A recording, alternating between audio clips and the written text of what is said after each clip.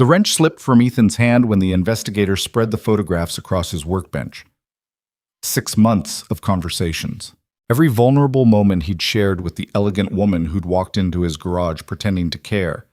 All documented, all analyzed, all part of a billion-dollar strategy to justify the AI systems that had destroyed his career and pushed his daughter toward poverty. The woman he'd almost trusted had been studying him like a lab specimen while her company's algorithms erased thousands of families just like his. Now the recordings were everywhere, and America wanted blood. If you're watching from anywhere in the world, drop your city in the comments below and hit that like button so I can see how far this story reaches. Let's get into it. The heat shimmered off the Arizona asphalt in waves thick enough to blur the horizon. Ethan Cole had been driving for 3 hours straight, his ancient Ford pickup rattling with every bump in the highway, when he spotted the motorcycle on the shoulder. Not just any bike, a Ducati Panigale 5.4 cherry red, the kind of machine that cost more than he'd made in the last 2 years combined. A woman stood beside it, arms crossed, staring at the engine like it had personally betrayed her. Ethan glanced in the rearview mirror. Ava was still asleep in the back seat, her headphones askew, textbook open across her lap. She'd been up past midnight again, working on scholarship applications. The kid was 16 and already carrying weight no teenager should have to bear. He should keep driving. They were already late getting back from the supply run, and he had 2 repair jobs waiting at the garage. But his father's voice echoed in his head. You see someone stranded, you stop. So he eased the truck onto the shoulder and killed the engine. The woman looked up as he approached. Mid-30s maybe, dressed in leather riding gear that probably cost more than his monthly rent. Dark hair pulled back, no makeup, the kind of face that didn't need any. She watched him with eyes that seemed to calculate 3 moves ahead. Need help? Ethan asked. Battery's dead, she said. I've been here 40 minutes. Cell service is non-existent. Out here? Yeah, it drops off about 10 miles back. He moved closer to the bike, crouching beside the engine. You try push-starting it? I don't know how. Ethan blinked. You're riding a $40,000 bike and you don't know how to push-start it? I usually have people for that. He almost laughed, but something in her tone, flat, matter-of-fact, completely unapologetic, stopped him. This wasn't embarrassment, just honesty. All right, he said, wiping his hands on his jeans. Let me take a look. The problem was obvious within 30 seconds. Corroded terminal connection, loose ground wire. Amateur maintenance, or more likely, no maintenance at all. He pulled a small toolkit from his truck. He never traveled without one, and went to work. You're good at this, the woman said, watching him. Spent 12 years working on aircraft systems. Motorcycles are simple by comparison. Aircraft systems. She said it slowly, like she was filing the information away. Military? Civilian aerospace. Used to design navigation systems for commercial jets. He didn't look up. Not anymore. What happened? Automation. The word came out harder than he'd intended. Company brought in new AI systems. 3 months later, they didn't need engineers anymore. Just technicians to watch the machines work. He tightened the final connection and stood. Try it now. She swung her leg over the bike, pressed the ignition. The Ducati roared to life, that distinctive Italian growl echoing across the empty highway. Thank you, she said, and for just a moment, something shifted in her expression, almost like surprise. What do I owe you? Nothing. Just be careful out here. You're not going to tell me your name? Ask for mine? Ethan shrugged. Didn't seem relevant. She studied him for a long moment, and he had the strangest feeling he was being measured against some invisible standard. Then she pulled on her helmet, nodded once, and accelerated away, leaving nothing but dust and the fading whine of the engine. Back in the truck, Ava was awake, rubbing her eyes. Who was that?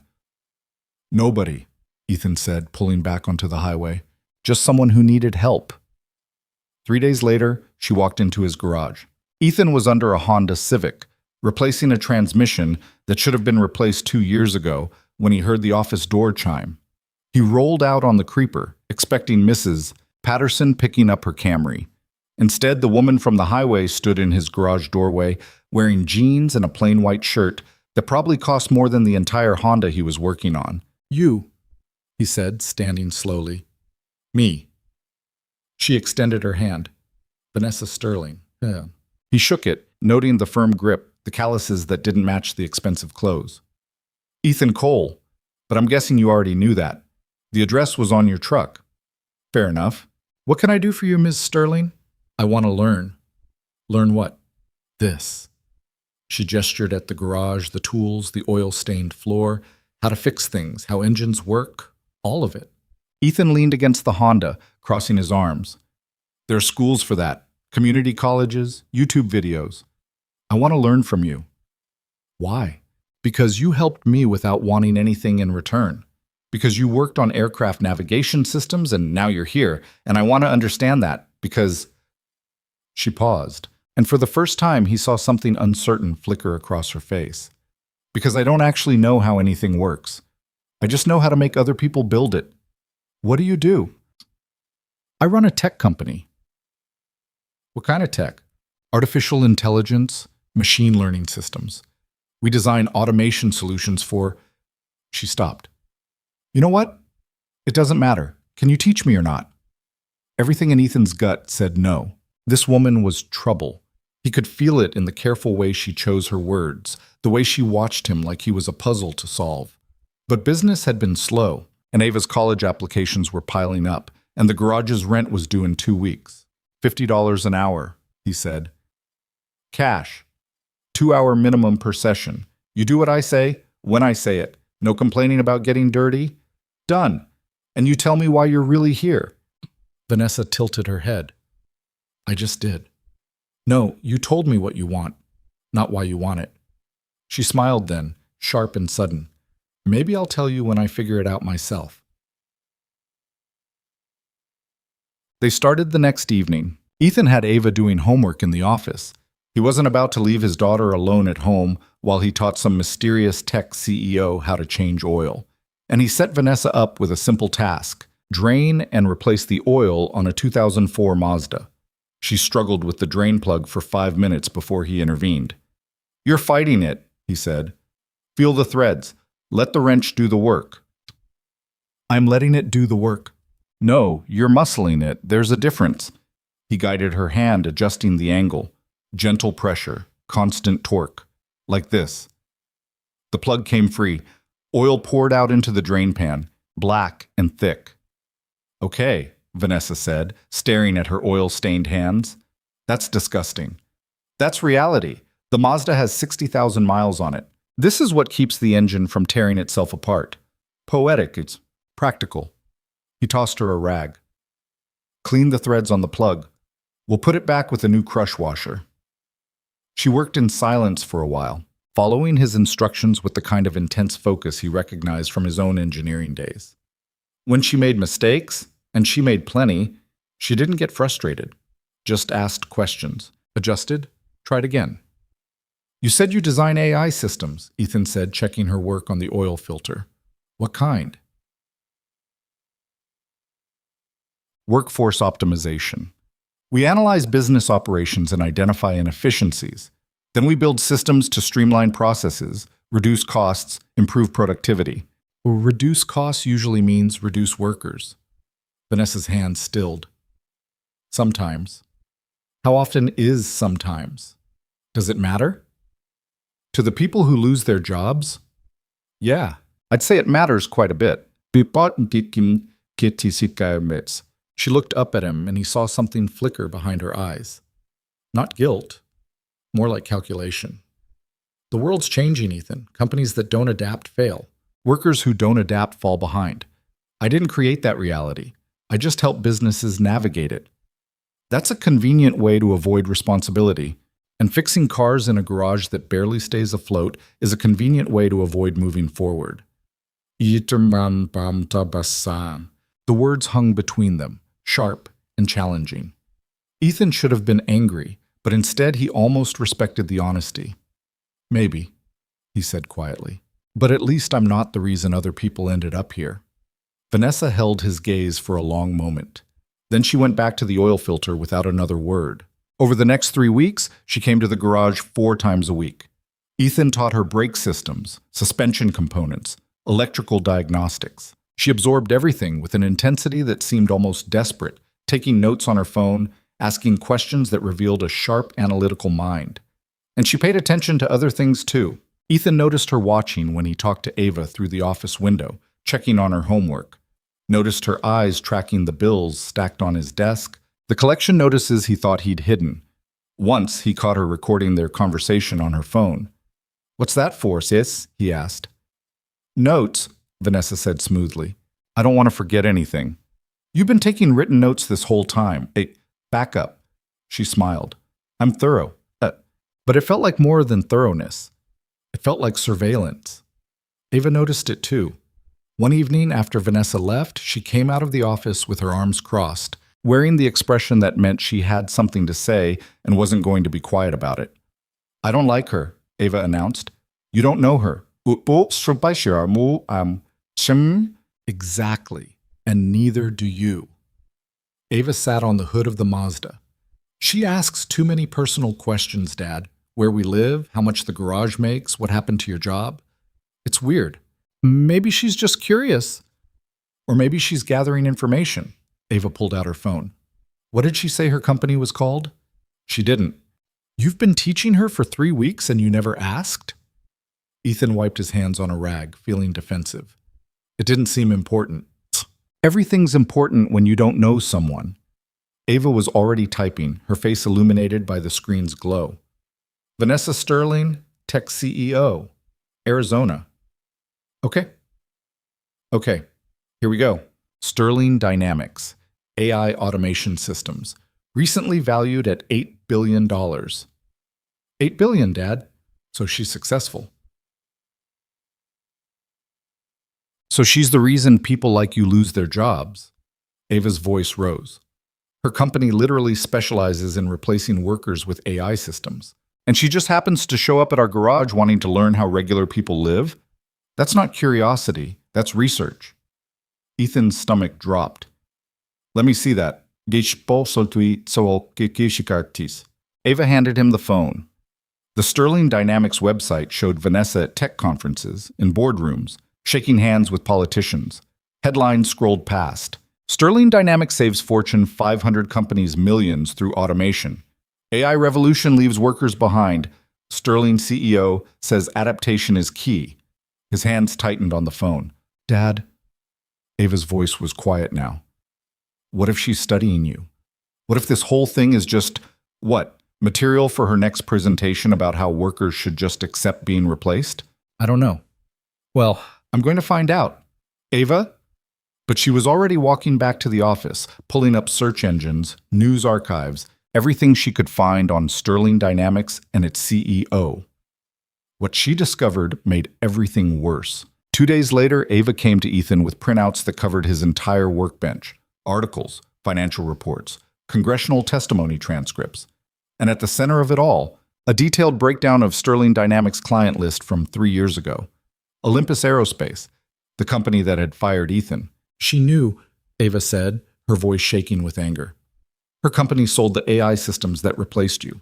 And now she's here, pretending to care, pretending to learn, while she records everything you say like you're some kind of experiment." Ethan stared at the documents, feeling something cold spread through his chest. All those conversations about his career, his struggles, his daughter's future. Every vulnerable moment he'd shared thinking he was just teaching someone who wanted to learn.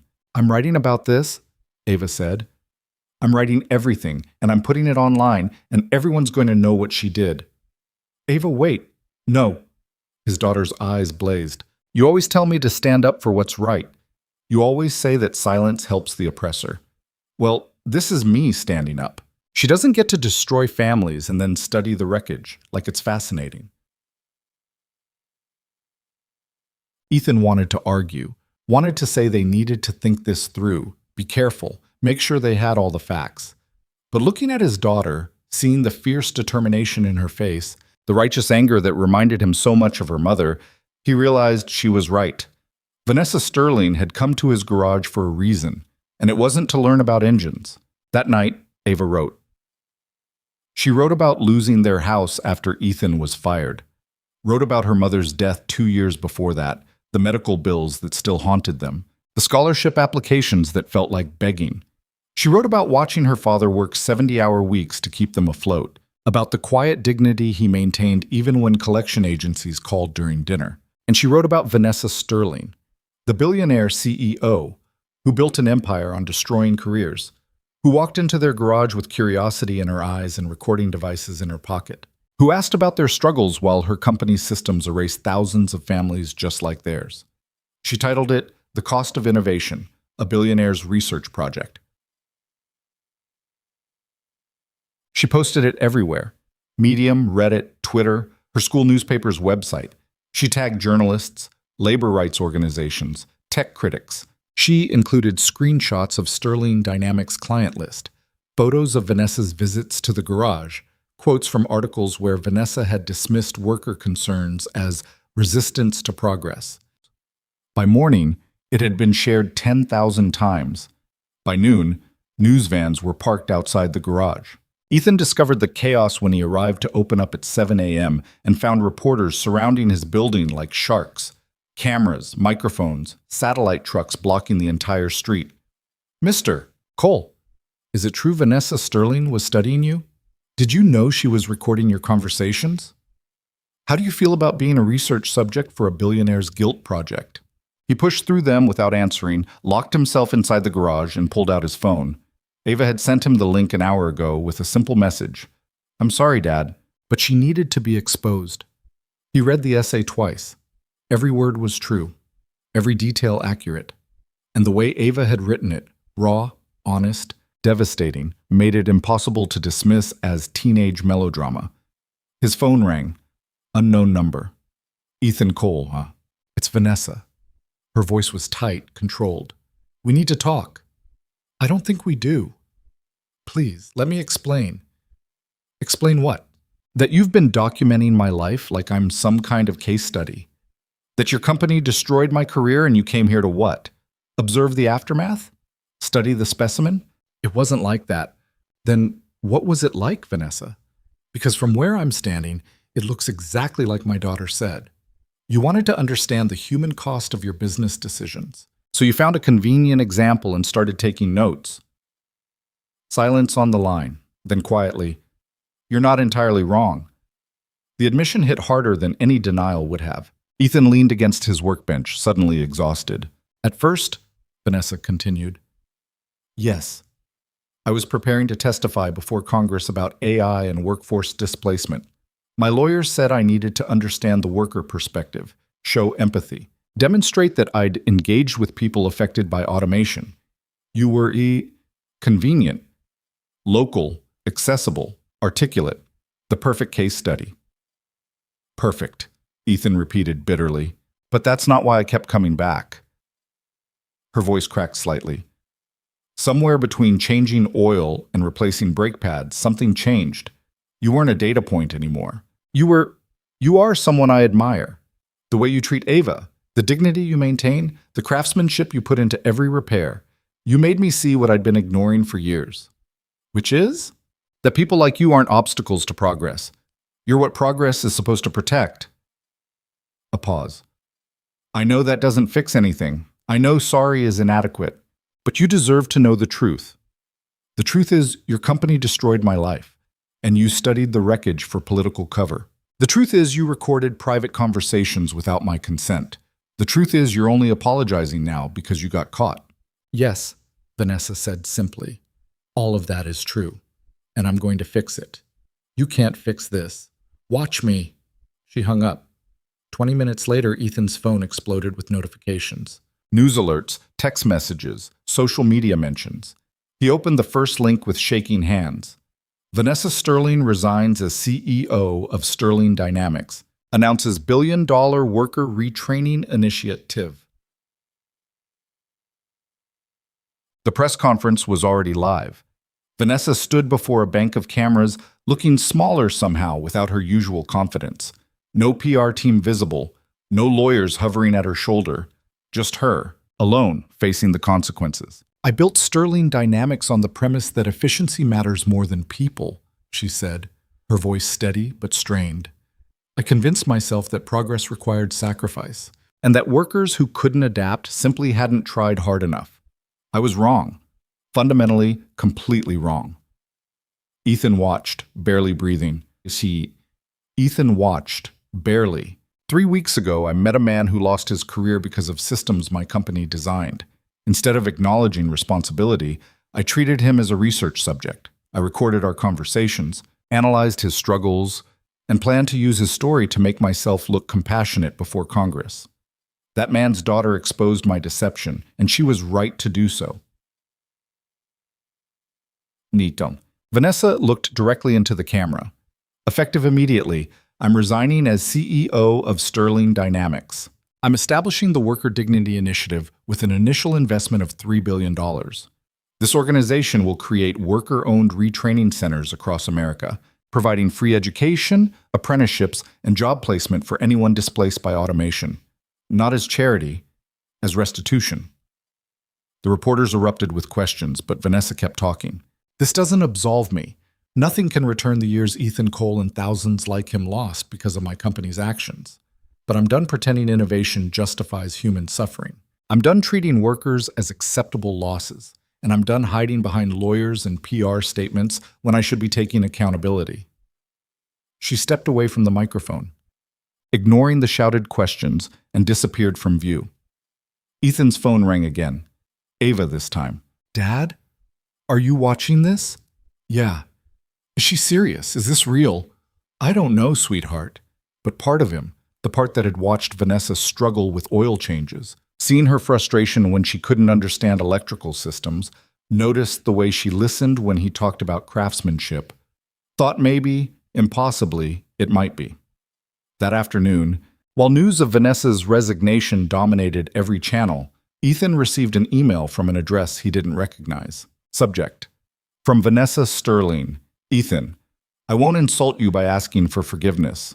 What I did was calculated and cruel, and the fact that I eventually developed genuine respect for you doesn't erase the manipulation. The Worker Dignity Initiative is real. I've already transferred the first $1 billion into an independent trust, hired labor rights advocates to lead it, and begun identifying locations for training centers. If you're willing, I'd like you to be involved, not as a spokesman, not as a redemption story, but as someone who knows what displaced workers actually need. You don't owe me anything, not time, not trust, certainly not forgiveness. But if you're willing to help build something that might prevent other families from suffering what yours has endured, I promise I'll stay out of your way while you do it. The centers will be worker-owned. No corporate board, no executive bonuses. Just practical training, living wages, and dignity. If nothing else, please know this. Meeting you changed me. Not because you were kind to a stranded stranger, but because you showed me what integrity looks like when systems fail. I can't give you back what my company took, but I can spend the rest of my life trying to prevent it from happening to anyone else.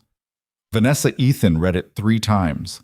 Ava stood behind him, reading over his shoulder. What are you going to do? She asked. I don't know. She hurt us, Dad. She's the reason everything fell apart. I know. But she's also trying to fix it. Maybe. Ava was quiet for a moment. Then, Mom used to say the hardest thing in the world is accepting help from people who've hurt you, but sometimes it's the only way things get better. Ethan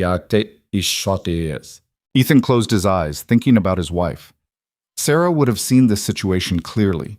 The manipulation, the attempted redemption, the complicated truth that people can be both harmful and helpful. She'd always been better at navigating moral ambiguity than he was. Your essay started this, he said to Ava. You exposed something that needed exposing. What do you think we should do now? His daughter thought about it, chewing her lip the way she did when wrestling with difficult problems. Finally, I think we make her prove it. Not with money. Anyone can throw money at a problem. With action, with actual change. And if she fails, we call her out again. Smart kid. Always had been.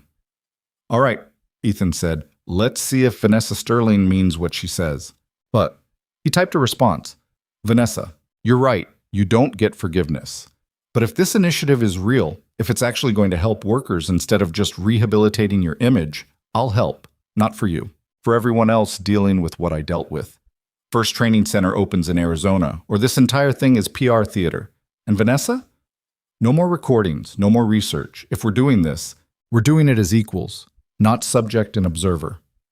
Ethan. He hit send before he could second-guess himself. That night, after Ava went to bed, Ethan sat alone in his garage, surrounded by the tools that had become his livelihood after everything else fell apart.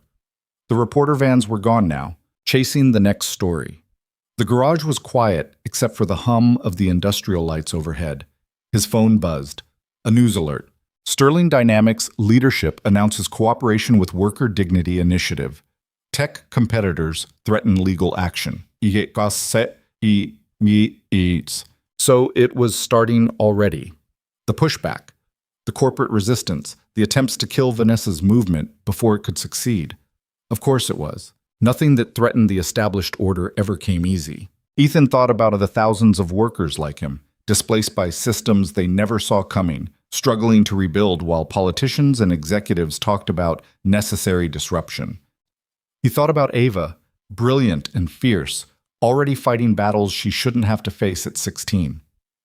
And he thought about Vanessa Sterling, the billionaire who'd studied him like a specimen, but who also might, just possibly, have meant it when she said meeting him changed her. People were complicated. Progress was messy. And sometimes the person who broke the world was the only one positioned to help fix it. Outside, Arizona stretched away into the desert night, vast and unforgiving and full of possibilities. The first training center opened 6 weeks later in a converted warehouse on the outskirts of Phoenix. Ethan stood in the empty space with Vanessa and 3 former automotive workers she'd hired to help design the curriculum, and tried to imagine it filled with people rebuilding their lives. Electrical station here, Vanessa said, pointing to the far wall. Computer programming bay there. We'll need welding equipment, CNC machines, space for collaborative projects. You're thinking too corporate, one of the workers said. His name was Marcus Chen, 52 years old, laid off from a manufacturing plant when Sterling Dynamics Systems automated the entire production line. He'd spent 8 months unemployed before Vanessa tracked him down. Workers don't want fancy layouts. They want tools that work and instructors who remember what it's like to be scared. Vanessa nodded, making notes on her tablet. What else? Childcare, said the second worker, Patricia Gomez. She'd lost her logistics job at 45 and spent a year doing gig work before the initiative found her. Single parents can't retrain if they can't afford babysitters. And mental health support. People who've been displaced don't just need new skills. They need someone to tell them they're not failures. Done and done, Vanessa said. What about housing assistance? Essential, Marcus said. Can't learn when you're worried about eviction. Ethan watched Vanessa absorb every suggestion without defensiveness or ego. This version of her, stripped of the CEO armor, actually listening, was harder to hate than the woman who'd recorded his conversations, which made everything more complicated. Ethan? Vanessa looked at him. You've been quiet. Just thinking. He walked the perimeter of the space, measuring distances with his eyes. You need mentorship programs. Not just instruction, actual relationships between people who've survived this and people going through it now. Otherwise, it feels like charity instead of solidarity. Can you set that up? I can try. Not try, Patricia said firmly. Do. These people need to see someone who came out the other side. You're that someone. Yes, Ethan wanted to argue that he hadn't come out of anything. He was still barely keeping his garage afloat, still one major expense away from catastrophe. But the way they were looking at him made him keep quiet. Somewhere along the way, without meaning to, he'd become a symbol of something larger than his own struggle. The weight of it settled across his shoulders like a physical thing. That evening, Ava came to the warehouse after school. She'd been helping with the initiative's social media presence, turning her viral essay into a platform for displaced workers to share their stories. What had started as an expose had evolved into something closer to a movement. Press wants to interview you tomorrow, she told Ethan, scrolling through her phone. 3 networks, 5 newspapers, and something called a podcast. Tell them no. Dad, you have to talk to people eventually. Boping? Sa amas teammate parties. I don't have to do anything except help build this center and make sure it's legitimate. It's already legitimate. Vanessa transferred another $500 million last week. She's hiring former union organizers as advisors. She's meeting with Labor Department officials about national expansion. This is real. Ethan looked at his daughter. Ethan, seeing traces of her mother in the determined set of her jaw. When did you start defending her? I'm not defending her. I'm acknowledging facts. Ava sat on a workbench. She did something terrible. Now she's trying to fix it. Both things can be true. You're the one who exposed her. And I'd do it again, but that doesn't mean I can't recognize when someone's actually changing. She paused. You taught me that. Remember when I failed geometry sophomore year because I couldn't understand proofs? You didn't let me quit, but you also didn't pretend it was easy. You said real growth happens in the space between failure and trying again. I was talking about math. You were talking about life. Before Ethan could respond, Vanessa emerged from the back office with Marcus and Patricia. She looked exhausted, hair pulled into a messy knot, dark circles under her eyes, wearing the same clothes she'd had on yesterday. The polished CEO had been replaced by someone who looked like she hadn't slept in days. We have a problem, she said without preamble. 3 of our major equipment suppliers just canceled their contracts. Simultaneously. No explanation. That's not coincidence, Marcus said. That's pressure. From who? Ava asked. Take your pick. Vanessa pulled up emails on her tablet. Sterling Dynamics' new leadership is threatening legal action, claiming I violated non-compete agreements. TechCorp sent a letter calling the initiative economically irresponsible activism. 5 other automation companies issued a joint statement saying worker retraining programs undermine market efficiency. Ethan felt something cold settle in his gut. They're trying to kill this before it starts. Of course they are, Patricia said bitterly. Can't let workers get ideas about having power. We need alternative suppliers, Vanessa said, and we need them fast. The contractors start renovations in 2 weeks. Without equipment, we're just an empty warehouse with good intentions. I know people, Ethan said slowly. Small manufacturers, independent distributors. They're not as efficient as the big suppliers, but they're not beholden to corporate pressure either. Can you reach out? I can try. There's that word again, Patricia said, but she was smiling slightly. Over the next week, Ethan made 43 phone calls. He contacted every small business owner he'd worked with over the past 2 years, every independent contractor who'd kept his garage running when the big suppliers refused his credit. He explained what they were building and why it mattered, and he asked for help. Most said yes immediately. A few needed convincing.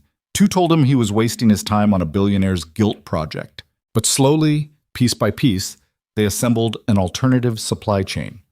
A family-owned metalworking company in Flagstaff donated welding equipment. A woman who ran a small electronics distributor in Tucson provided computer components at cost. An independent tool manufacturer in Albuquerque shipped everything they needed for the automotive section and refused payment entirely. Pass it forward, Asim, the manufacturer said when Ethan tried to insist. I was where you are 15 years ago. Someone helped me then.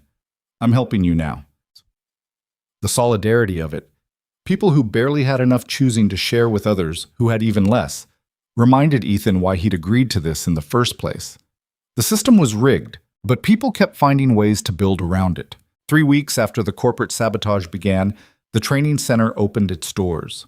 No grand ceremony, no press conference. Just a hand-painted sign that read Phoenix Worker Dignity Center and 50 displaced workers walking through the entrance for their first day. Ethan watched them arrive with Ava beside him. Young and old, every ethnicity, every background. Some came in cars held together with duct tape and prayer. Others took buses from across the city. One woman arrived on foot, having walked 3 miles because she couldn't afford transportation. You did this, Ava said quietly. Vanessa did this. You both did. Yeah. Inside, the space had been transformed. Training stations filled the main floor, each one designed and built by people who understood what workers actually needed. The electrical section featured industrial equipment alongside beginner tools. The programming area had computers running open-source software that wouldn't become obsolete in 6 months. The automotive bay looked like a cleaner version of Ethan's own garage. And everywhere on every wall, photographs of displaced workers. Their faces, their stories, their names. Not victims, not statistics, people. Marcus stood at the center of the room, addressing the first class. This isn't school, he said. Nobody here is going to grade you or judge you or make you feel stupid for asking questions. We've all been where you are. Lost jobs, lost pride, lost hope. This place exists because someone finally acknowledged that you deserved better. Now, we're going to help you build it. Patricia took over, explaining the program structure. 12 weeks of intensive training in their chosen field, plus job placement assistance, mental health support, and ongoing mentorship. No tuition, no fees, no strings attached except a commitment to take it seriously. This opportunity cost billions of dollars, she said, but it costs you something too. Years of your life, stability for your families, confidence in yourselves. We can't give that back, but we can give you tools to move forward. Ethan found himself assigned to the mentorship program, paired with 8 workers transitioning into various technical fields. His first mentee was a 40-year-old former insurance claims processor named David Reeves, whose job had been automated 18 months ago. "I don't know why I'm here," David said during their first meeting. He sat across from Ethan in one of the center's small conference rooms, hands clasped tight on the table. "I'm not technical. I don't understand machines. I processed paperwork for 20 years, and now that's done by algorithms that work faster and cheaper than I ever could." "What did you like about the work?" Ethan asked. "Helping people. When someone filed a claim after an accident or a fire, I made sure they got what they needed. That mattered." "So you're not a claims processor. You're someone who helps people solve problems." "That's not a job description." "Sure it is. It's called logistics coordination, customer service management, technical support. The skill isn't processing claims. It's understanding what people need and figuring out how to deliver it." Ethan leaned forward. "You spent 2 decades developing problem-solving skills in a high-pressure environment. That's valuable. We just need to find the right application." David looked skeptical but slightly less hopeless. "You really think I can do this?" "I think you already have been. You just need different tools." Over the following weeks, Ethan had versions of that conversation dozens of times. Every mentee carried the same fundamental belief that automation hadn't just replaced their jobs, it had rendered them obsolete as people. His role wasn't teaching technical skills. It was convincing them they still had value. The work was exhausting. Between running his garage, mentoring at the center, and helping Ava with college applications, Ethan was getting maybe 4 hours of sleep a night. His back ached constantly from too many hours hunched over engines. His hands were perpetually stained with grease and oil. But something was shifting inside him. For 2 years, he'd felt like a casualty of forces beyond his control. Now he was helping other casualties become survivors. The difference mattered, Vanessa noticed. She cornered him one evening after most workers had left, finding him in the automotive bay helping a former retail manager named Sandra understand engine timing. "You're good at this," Vanessa said. Ethan didn't look up from the engine. "At what?" "Making people believe they're capable of more than they think they are." "That's just honesty." "They are capable." "Most people can't see that in others. It requires a specific kind of empathy." She paused. "I never had it. Still don't, really. I can analyze systems and optimize processes, but understanding what someone needs to hear in order to keep going, that's your gift." "Is this another research observation?" The words came out harsher than he'd intended. Vanessa flinched, and Ethan immediately regretted it. "Sorry," he said. "That was unfair." No, it wasn't. I spent weeks treating you like a case study. You don't owe me the benefit of the doubt." She sat on a nearby stool, looking smaller than usual. "But for what it's worth, I'm not researching anymore. I'm just trying to understand how you do this without burning out from anger." "Who says I'm not angry?"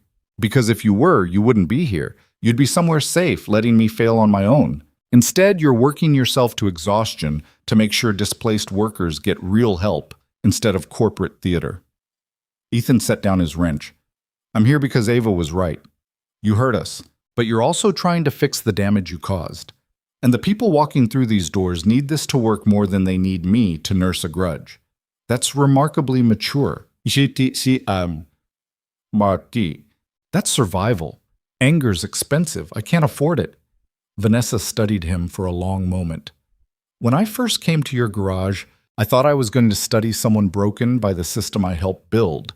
Instead, I found someone who refused to let it define him. That's what changed me, Ethan. Not guilt, not public pressure. Seeing you maintain dignity when the world told you you'd failed. I did fail. I lost my career, lost my house, nearly lost Ava's future. But you didn't lose yourself. That's what most people lose. Sandra returned before Ethan could respond, carrying the timing belt he'd asked her to inspect. The moment passed, but the conversation lingered in his mind long after Vanessa left. The center's success attracted attention. Local news ran features on workers learning new trades. National outlets started calling it a model for addressing automation-driven unemployment. Politicians from both parties issued statements praising the initiative while carefully avoiding any commitment to supporting it with policy. But success also attracted opposition. The first threat came through official channels. Sterling Dynamics' new CEO, a man named Richard Vasquez, who'd taken over after Vanessa resigned, filed a lawsuit claiming she'd stolen proprietary business strategies and trade secrets to fund the Worker Dignity Initiative. "It's garbage," Vanessa told Ethan when the news broke. They were in the center's office reviewing the legal documents with Marcus and Patricia. "I used my own money, not company resources. Everything I did was above board." Doesn't matter if it's true, Marcus said grimly.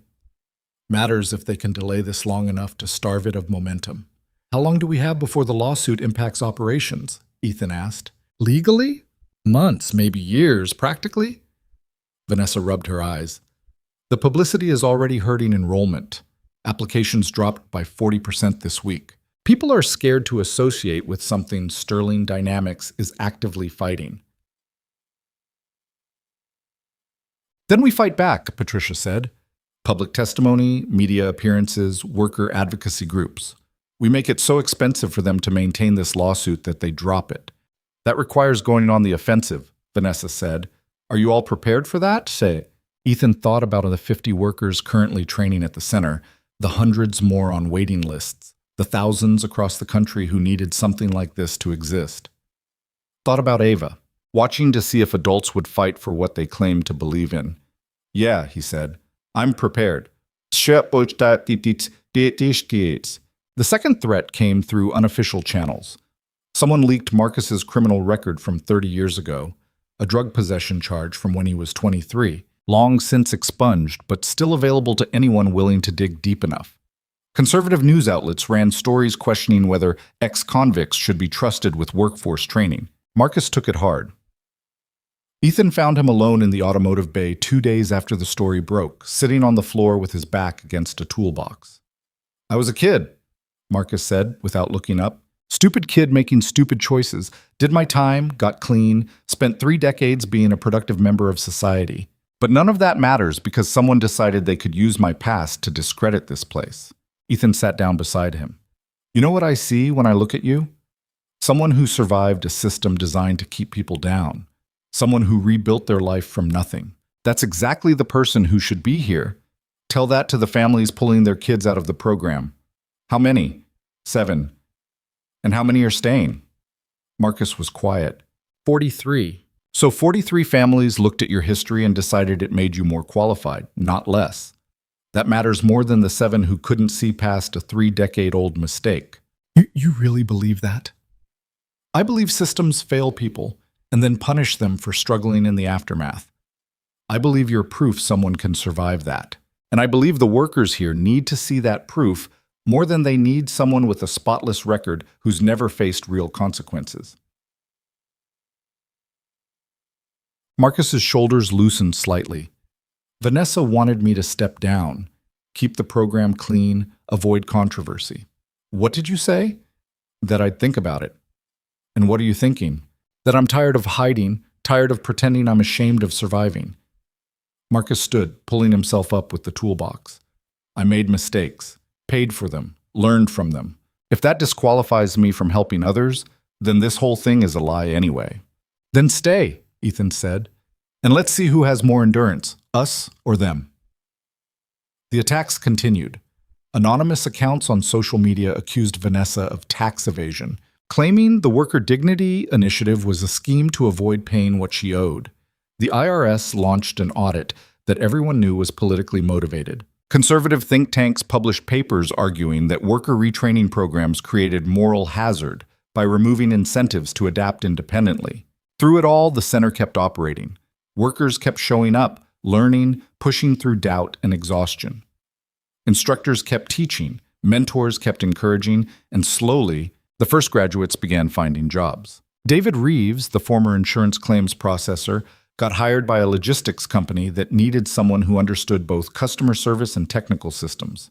Sandra, the former retail manager, found work at an independent automotive shop that valued her mechanical skills and her experience managing difficult customers.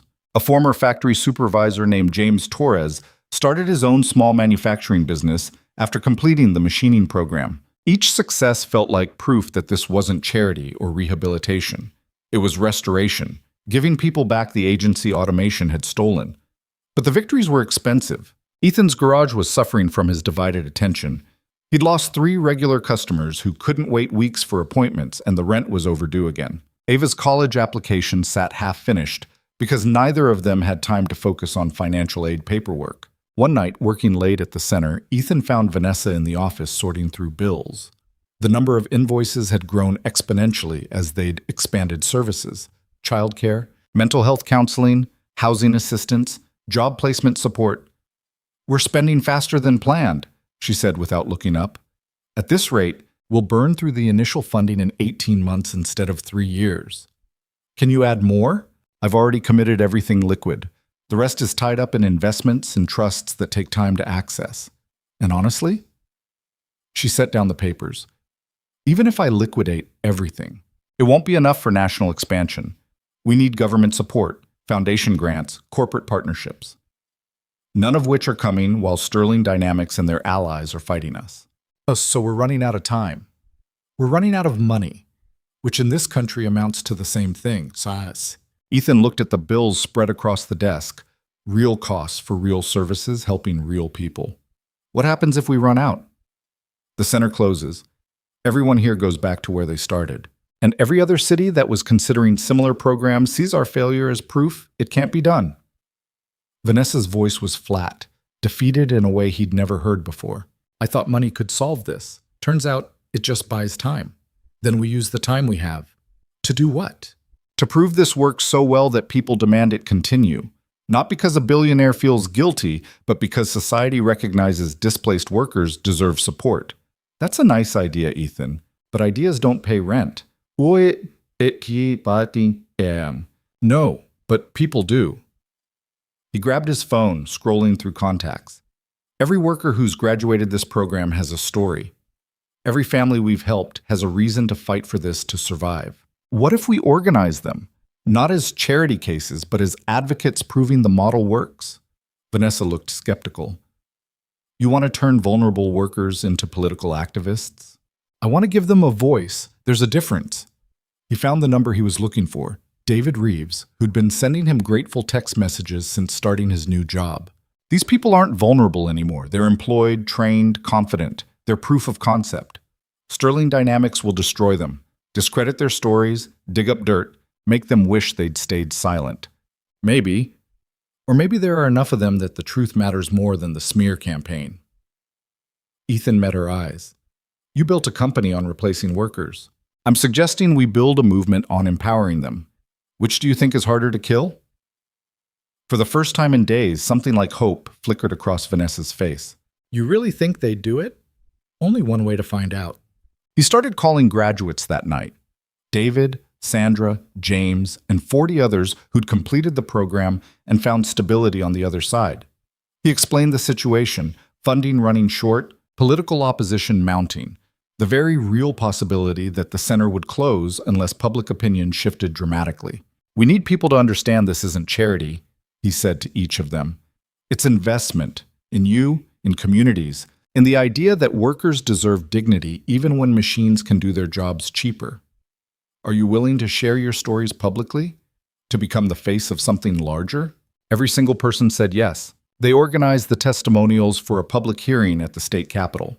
David spoke about going from unemployed and desperate to gainfully employed and stable, Sandra described how learning mechanical skills restored her sense of purpose after automation destroyed her retail career. James explained how the training and support gave him the courage to start his own business. "I'm not special," James told the legislators and reporters packed into the hearing room. "I'm just someone who needed help and got it. There are thousands like me across Arizona, millions across America. The only difference is I had access to a program that saw me as a person worth investing in." The testimony went viral. News outlets ran extended segments featuring graduate stories. Opinion pieces appeared in major newspapers arguing for expanded worker retraining programs. Labor unions endorsed the Worker Dignity Initiative and called for similar centers nationwide. But the most powerful moment came from Ava. She stood before the legislative committee, 16 years old, furious and articulate, and told them exactly what it felt like to watch her father's career get erased by algorithms nobody consulted him about. "My dad didn't fail," she said, voice steady despite the cameras. "The system failed him, and instead of accepting responsibility, the companies that profited from automation told him he should have adapted faster, should have seen it coming, should have trained for a different career while working 70 hours a week to keep us housed and fed." She looked directly at the Sterling Dynamics representatives sitting in the front row. Vanessa Sterling made billions helping companies destroy careers. Then she met my father and realized those careers belonged to actual human beings. That shouldn't be revolutionary. But in America today, apparently it is. The hearing room erupted in applause. Ethan watched his daughter stand there, small and fierce and absolutely unafraid, and felt something complicated settle in his chest. Pride, yes, but also grief that she'd had to grow up learning these lessons so young. Afterward, in the hallway, Vanessa approached them. She looked wrecked, pale, exhausted, carrying weight that seemed to grow heavier by the day. "Thank you," she said to Ava, "for speaking, for fighting, for not letting anyone forget what's at stake." Ava didn't smile. "I didn't do it for you. I know. I did it because those workers deserve better, and because someone needs to hold people like you accountable when you forget we're not just data points. I won't forget again." "Good." Ava turned to leave, then paused. "But also, what you're doing now matters. It doesn't erase what you did before, but it matters." She walked away before Vanessa could respond, leaving the two adults standing in the empty hallway. Ethan wanted to say something comforting, but comfort felt like a betrayal of everything they'd been through. "She's remarkable," Vanessa said quietly. "She's tired," Ethan replied. "We all are." "I know, and I'm sorry you're carrying weight that should be mine alone." "It's not yours alone. That's the problem. Sterling Dynamics isn't one person's moral failure. It's how the entire system operates. You're just the one who got exposed." Vanessa nodded slowly. "Does that make it better or worse?" "Neither, just true." They stood there in silence, two people bound together by harm and repair, neither sure if what they were building would survive long enough to matter. Outside, the Arizona sun beat down on Phoenix, relentless and unforgiving, and the fight for worker dignity continued without pause or mercy. The public hearing changed everything and nothing. Enrollment at the Phoenix Center jumped by 60% within 2 weeks, forcing them to add evening classes and weekend sessions. But the lawsuit from Sterling Dynamics accelerated, with depositions scheduled and legal fees mounting faster than Vanessa could pay them. For every step forward, the opposition found 2 ways to push back. Ethan was replacing a transmission at his garage when his phone rang with a Washington, D.C. area code. He almost didn't answer. Creditors had gotten creative with their callback numbers, but something made him wipe his hands and pick up. "Mr. Cole? This is Senator Patricia Whitmore's office. The senator would like to invite you to testify before the Senate Committee on Labor and Economic Development regarding workforce automation and displacement." Ethan sat down hard on his creeper. "Testify about what specifically?" "Your personal experience with job loss due to AI systems, and your current work with the Worker Dignity Initiative. The hearing is in 3 weeks. We'll cover travel expenses for you and one family member." After he hung up, Ethan stared at the phone for a full minute. Then he called Vanessa. "They want me in Washington," he said when she answered. "I know. They called me too. Separate hearing, same day." Her voice was tight. "They're setting us up, Ethan. They'll have you talk about suffering, then they'll have me explain corporate necessity, and then some committee will write a report nobody reads while workers keep getting displaced. So we don't play their game. How do you not play when they've already dealt the cards? Well, by refusing to be their show. We testify together, not separately. We make them acknowledge that this isn't workers versus executives. It's everyone versus a system that treats people like disposable equipment. Vanessa was quiet for a long moment. That'll make both sides angry. Good. Maybe anger's what we need. Or maybe it gets the whole initiative shut down. It's getting shut down anyway unless something changes. We're out of money in 14 months. You said so yourself. This might be our only chance to force a national conversation before we're just another failed experiment. He could hear her breathing on the other end of the line, weighing options the way she probably used to weigh business decisions. Finally, all right, but Ethan, if this goes wrong, it won't just hurt us. It'll hurt every worker counting on this program to survive. I know. Are you willing to risk that? He thought about David and Sandra and James and the 47 other graduates who'd found stability through the center. Thought about Ava, watching to see if her father would fight when it mattered, or stay safe and let others take the risk. Yes, he said, I am. The next 3 weeks were chaos. Ethan had to find someone to cover his garage. He couldn't afford to close for even a few days, and Ava had to negotiate missing school for the trip. Patricia and Marcus agreed to run the center while Vanessa was gone, but the added responsibility was stretching everyone past their breaking point. You need to sleep, Ava told her father the night before they left for D.C. It was past midnight and he was still at his workbench, reviewing notes for his testimony. I need to get this right. You will. You always do. She sat beside him, pulling her knees up to her chest. Are you scared? Terrified. Good. That means you care. She leaned her head on his shoulder. Mom would be proud of you, you know. Not just for testifying, but for everything.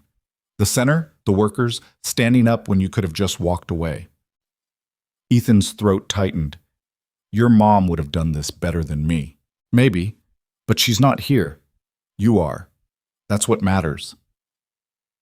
They sat there in the quiet garage, father and daughter, holding on to each other while the weight of what came next pressed down around them. Washington, D.C. in late autumn was colder than Arizona. Ethan and Ava arrived at Reagan National with Vanessa, who'd flown separately but coordinated to meet them at baggage claim. The senator's office had arranged hotel rooms and a briefing session, everything efficient and impersonal in a way that reminded Ethan why he'd never wanted to leave the garage. The briefing was worse than he'd expected.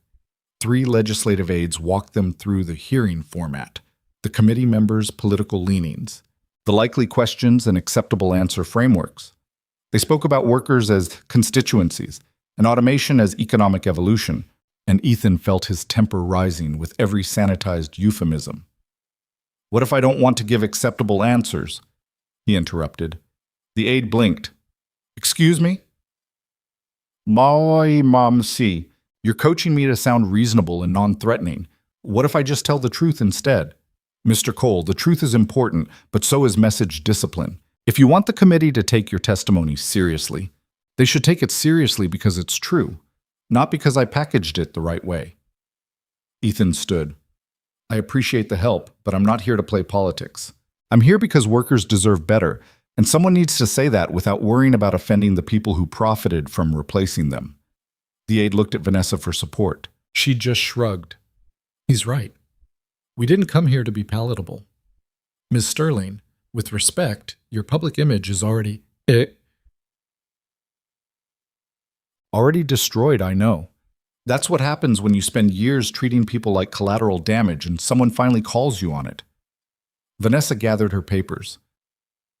So we might as well tell the truth. What else do we have to lose? They left the briefing and walked the National Mall in silence.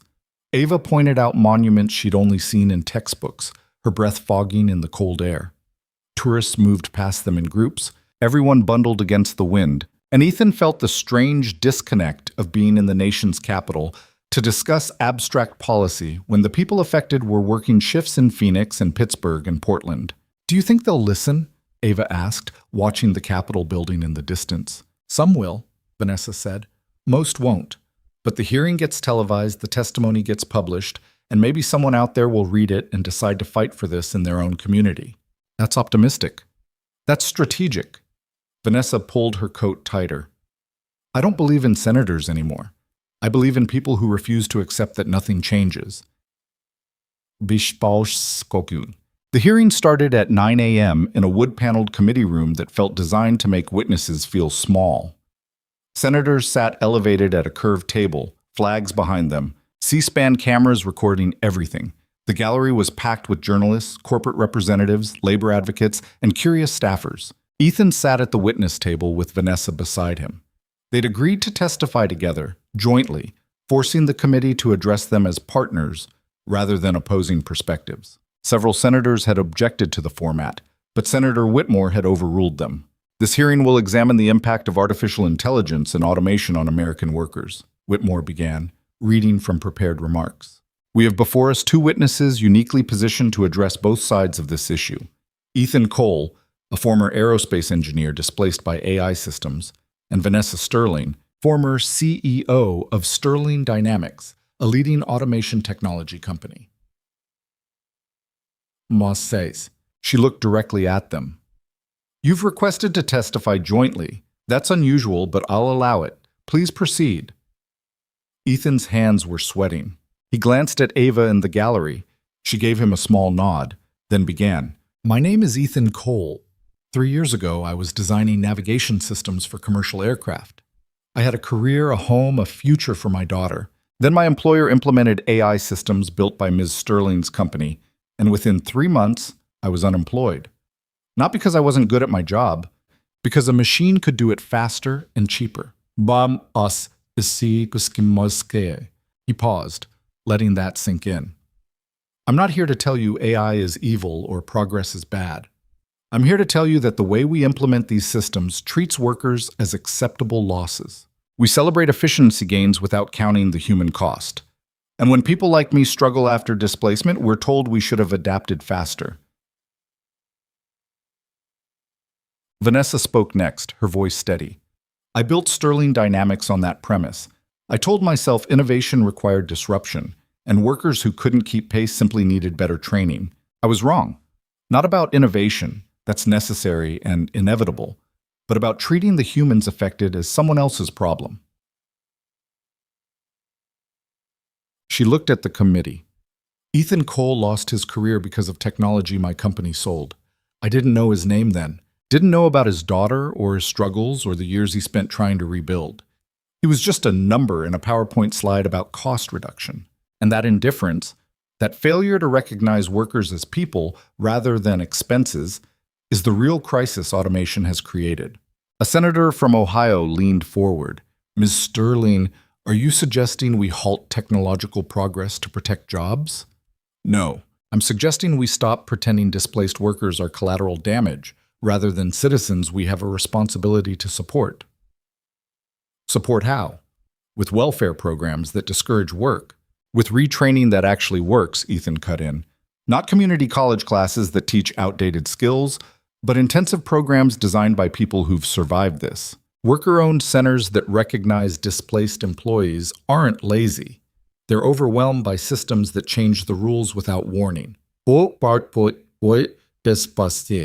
A senator from Virginia spoke up, his tone skeptical. Mr. Cole, you're involved with the Worker Dignity Initiative that Ms. Sterling funds. Isn't this testimony essentially a pitch for more resources? No, it's a pitch for recognition that what we're doing should be standard practice, not charity from a guilty billionaire. Ethan met the senator's eyes.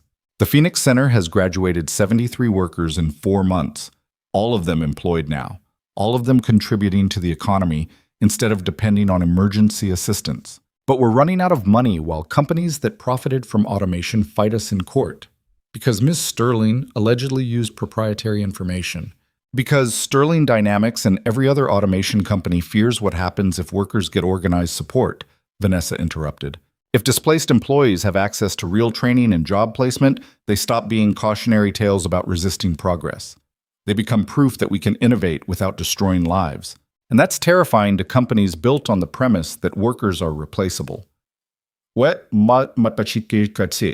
hearing devolved into chaos. Senators argued with each other about market forces and social responsibility. Corporate lobbyists in the gallery made frantic phone calls. Labor advocates shouted encouragement that the committee chair had to gavel down. Through it all, Ethan and Vanessa sat at the witness table side by side, refusing to let the committee separate their narrative. This wasn't workers versus innovation. It was everyone versus a system that prioritized profits over people and called it progress. Finally, Senator Whitmore restored order. Mr. Cole, Ms. Sterling, I appreciate your testimony, but I have to ask the practical question. Even if everything you're saying is true, how do we scale this nationally? The Worker Dignity Initiative serves one city. We're talking about millions of displaced workers. You start by acknowledging it's necessary, Ethan said. Right now, the national conversation treats worker displacement like an unavoidable natural disaster. It's not. It's the predictable result of policy choices that prioritize corporate efficiency over human welfare. Change those policies. How? Bus. Tax breaks for companies only if they invest in worker transition programs. Federal funding for retraining centers designed by displaced workers, not academics. Labor representatives on corporate boards when automation decisions get made. Stop treating this like a technical problem and start treating it like a moral one. That's a significant intervention in free markets. Free markets already intervene every time they displace workers without accountability, Vanessa said. We're just suggesting the intervention flow in both directions. A Republican senator from Texas shook his head. This sounds like socialism disguised as worker advocacy. This sounds like basic human decency disguised as radical policy. Ava's voice rang out from the gallery. Every head turned. Ethan's daughter stood 16 years old and absolutely fearless, while security moved toward her. Let her speak, Senator Whitmore said, waving security back. Young lady, you want to add something? I want to say that I'm watching this hearing, and so are thousands of other young people who wonder if we'll have careers or just temporary positions until the next algorithm makes us obsolete. Ava's voice didn't shake. You're debating market forces and federal policy, while my dad works 70-hour weeks to keep us housed. While families across America struggle because corporations decided efficiency matters more than employees. And you're calling basic support for displaced workers socialism? She pointed at the corporate lobbyists in the gallery. Those people want you to believe helping workers is unrealistic. But you know what's unrealistic? Expecting humans to compete with machines without support. Expecting families to survive on hope and adaptation while companies pocket billions from automation. That's not capitalism. That's cruelty with a business plan. The gallery erupted in applause. Security looked uncertain whether to remove her. Senator Whitmore let it go on for a moment before gaveling for order. Thank you, she said to Ava. You've made your point. Then to Ethan and Vanessa, I think we've heard enough. The committee will take your testimony under advisement. It was Washington speak for we'll do nothing, but we appreciate your time. Ethan felt the familiar frustration of watching power shrug at suffering. But then Senator Whitmore leaned into her microphone. However, she continued, I'm personally committing to draft legislation supporting worker-led retraining centers. It won't pass this session, probably not next session either. But Ms. Cole is right. Young people are watching, and eventually we'll have to answer for choosing corporate interests over their futures. It wasn't much, but it was something. It was. Outside the Capitol, journalists swarmed them. Questions came from every direction, cameras everywhere, everyone wanting a soundbite about the dramatic testimony and Ava's gallery intervention. Ethan let Vanessa handle most of it. She was better with media, more polished, but eventually a reporter pushed through to him directly. Mr. Cole, critics say the Worker Dignity Initiative is just billionaire guilt trying to buy redemption. How do you respond? I respond that I don't care about Vanessa Sterling's redemption, Ethan said, too tired to filter. I care about whether workers get help. Her motives are between her and her conscience. My concern is the 73 people in Phoenix who now have jobs because someone finally invested in them. So you've forgiven her? I haven't forgiven anyone. Forgiveness is personal. This is practical. He looked directly at the camera. Sterling Dynamics destroyed my career. Vanessa Sterling is trying to repair some of that damage. Both things are true. I can work with her to help other displaced workers without pretending what happened to me didn't matter. That's very mature. That's survival. Grudges are expensive, and workers can't afford them. The interview clip went viral before they left D.C. By the time they landed in Phoenix, it had been viewed 2 million times. The comments were predictably divided. Some praised Ethan's pragmatism, others accused him of selling out. Plenty just wanted to argue about automation policy.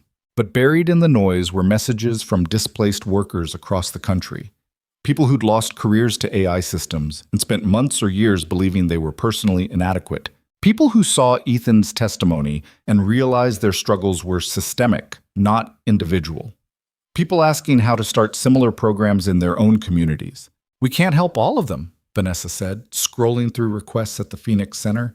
They'd been back 3 days and already had inquiries from 47 cities. We don't have the resources or expertise to scale this nationally. So we teach them how to do it themselves, Patricia suggested. She'd been managing the center during their absence and looked exhausted. Open source the model, share the curriculum, the organizational structure, the funding strategies.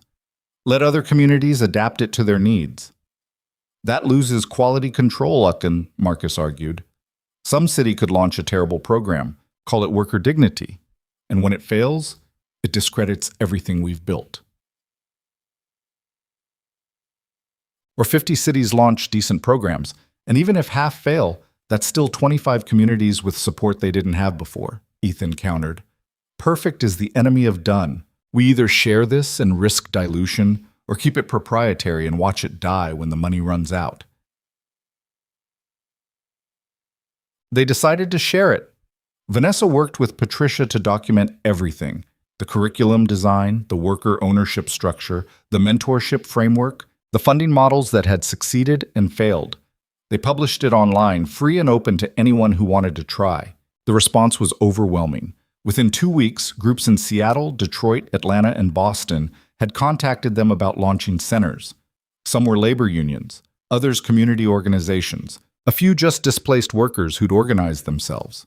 The requests kept coming, each one representing people trying to build something better from the wreckage of their former careers. But success brought new problems. Sterling Dynamics escalated their lawsuit, adding charges that Vanessa had violated intellectual property rights by sharing training methodologies. 3 of the new centers received cease and desist letters before they'd even opened. Conservative media ran stories claiming the worker dignity movement was a Trojan horse for union organizing and radical labor policies. And then someone leaked the recordings. Ethan was at the Phoenix Center helping a new cohort of workers understand basic automotive systems when his phone started buzzing uncontrollably. Text messages, calls, notifications, all coming too fast to process. He excused himself and stepped into the hallway. The first message was from Ava. "Dad, I'm so sorry." He opened the news link she'd sent and felt his stomach drop. Audio recordings from his early sessions with Vanessa before Ava had exposed her research project.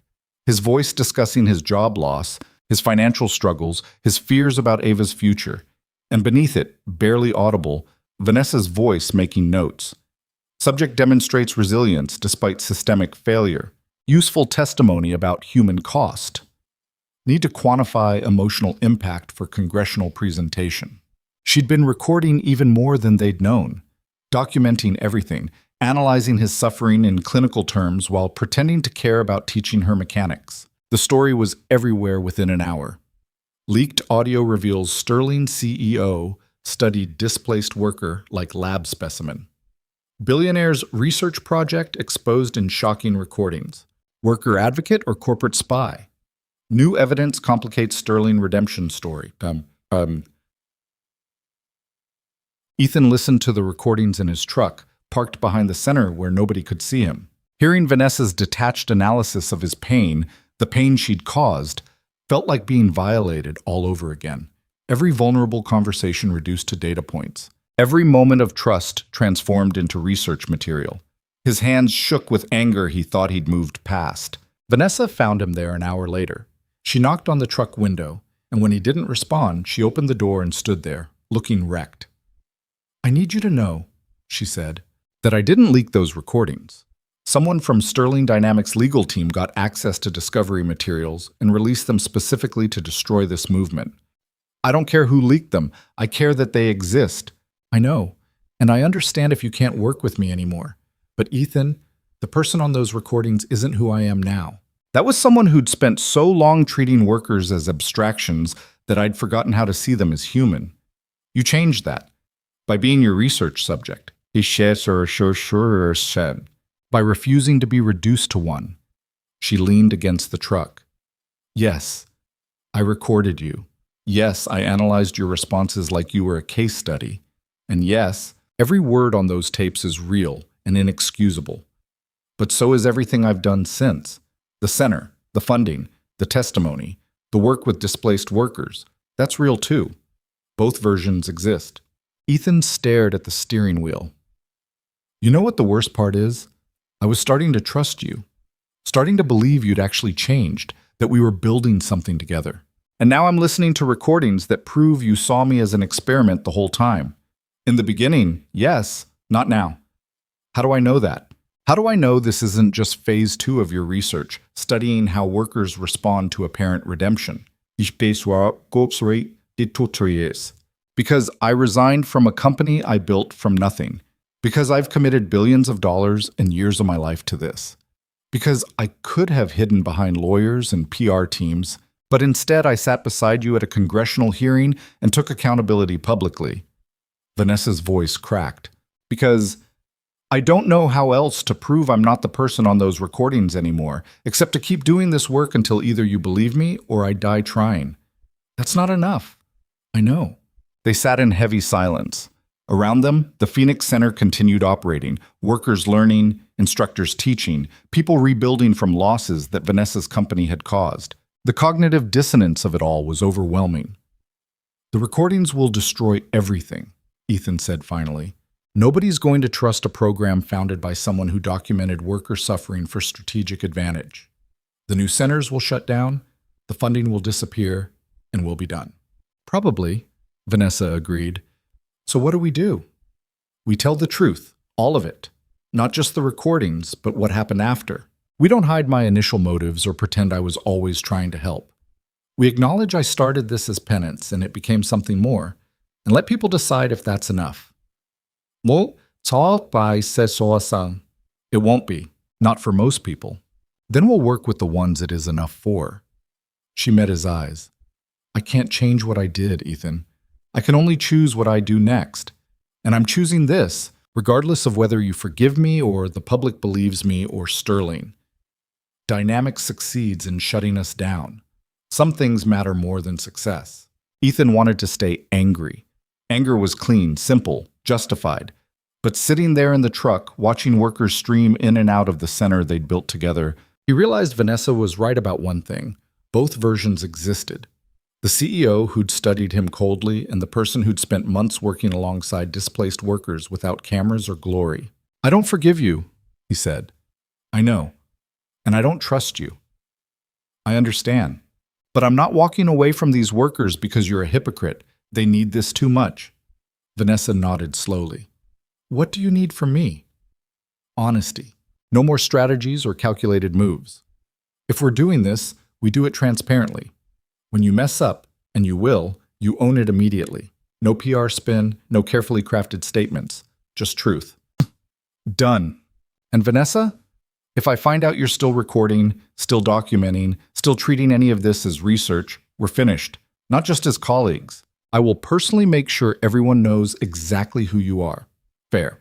Ethan climbed out of the truck. His back ached from too many hours hunched over engines. His hands were stained with grease that never fully washed out, and he was so tired he could barely think straight. But workers were waiting inside, and they deserve better than watching their advocates fall apart over complicated history. "Let's go face this," he said. They called a press conference at the center that evening. No prepared remarks, no legal team, just Ethan and Vanessa standing before cameras and journalists and telling the whole messy truth.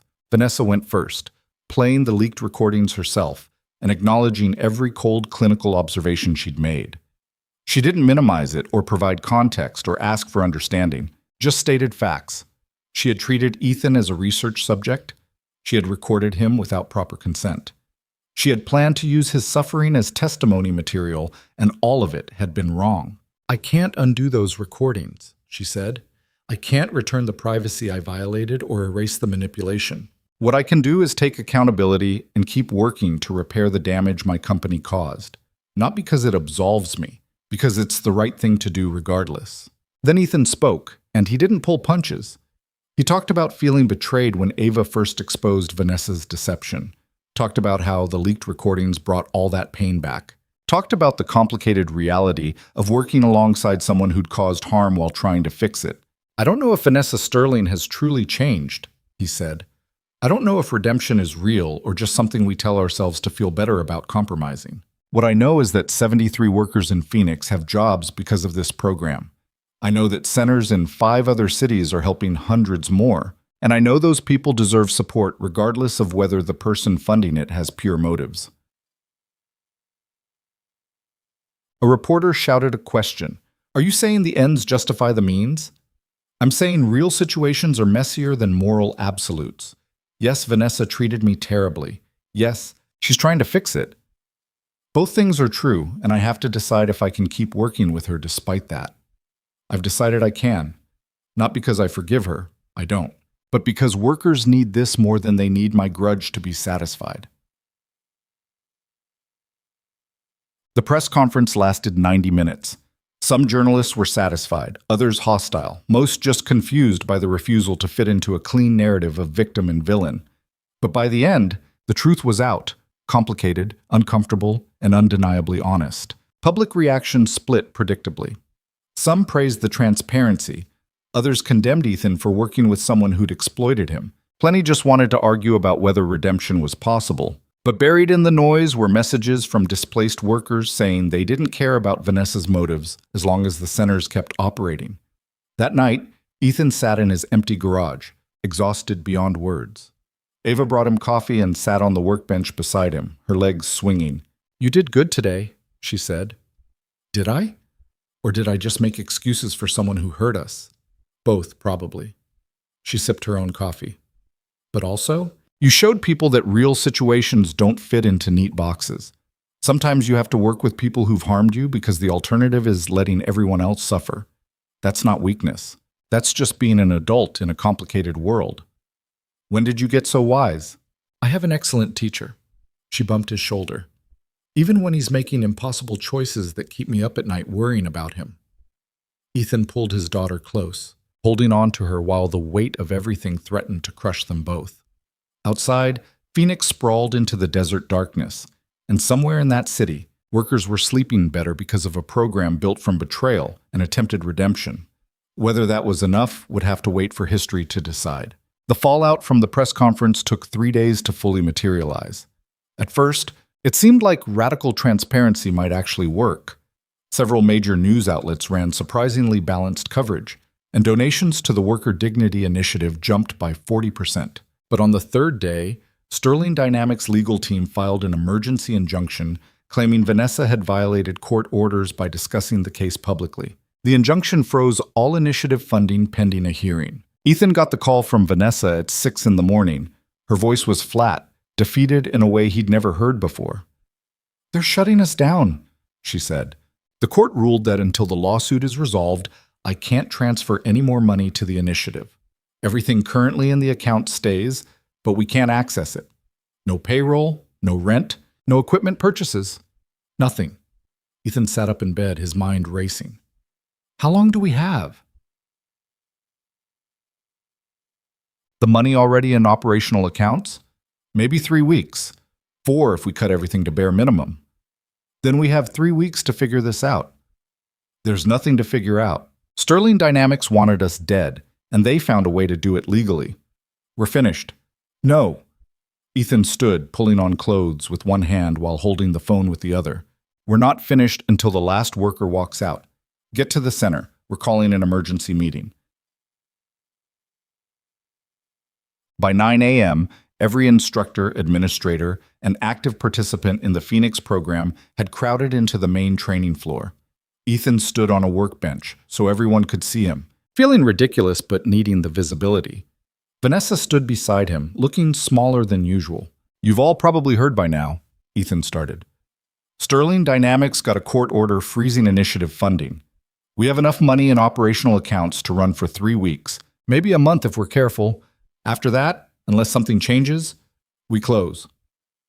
The room erupted in angry voices. Workers who'd been weeks away from graduation.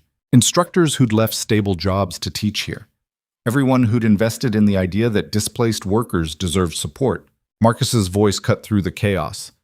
"So what do we do?" "We work," Ethan said simply. "For the next 3 weeks, we operate at full capacity. Every class, every training session, every mentorship meeting. We graduate as many people as possible while we still can. And we document everything, every success story, every job placement, every family that found stability here. So when this place closes, nobody can pretend it didn't matter." "That's surrender," someone shouted. "That's reality," Ethan shot back. "I don't have billions of dollars. Vanessa can't access hers. We're not going to magically find funding in 3 weeks. But we can make sure the work we did counts for something." Patricia stood. "What about the other centers? Seattle? Detroit? The rest?" "They're independent," Vanessa said quietly. "The injunction only affects funding I control. If they've secured their own resources, they can keep operating.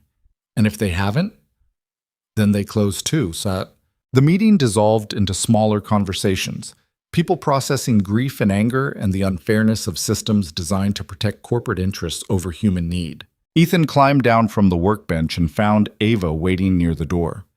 "We're really giving up?" she asked. "We're accepting limits," he said. "There's a difference." Mom wouldn't have accepted this. Your mom would have fought until the last second and then mourned what she couldn't save. That's what we're doing. He pulled his daughter close. Sometimes losing isn't failure. Sometimes it's just what happens when you're outmatched. But Ava pulled away, her face set in the stubborn expression she'd inherited from both parents. "No, there has to be something we can do." "Like what?" "I don't know yet, but I'm going to find out." She left before he could stop her, and Ethan had the unsettling feeling he'd just watched his daughter commit to something that would either save them or break her heart. The next 2 weeks were brutal. They operated the center at maximum capacity, pushing through as many graduates as possible while resources lasted. Ethan worked 18-hour days, splitting time between his garage and the center, running on coffee and stubbornness. His body was failing, his back spasmed constantly, his hands shook from exhaustion, and he'd started having stress headaches that made it hard to focus. But the work continued. They graduated 32 more workers, each one representing a family that had found stability despite a system designed to abandon them. David Reeves, the former insurance processor, took on additional mentees even though his own job was demanding.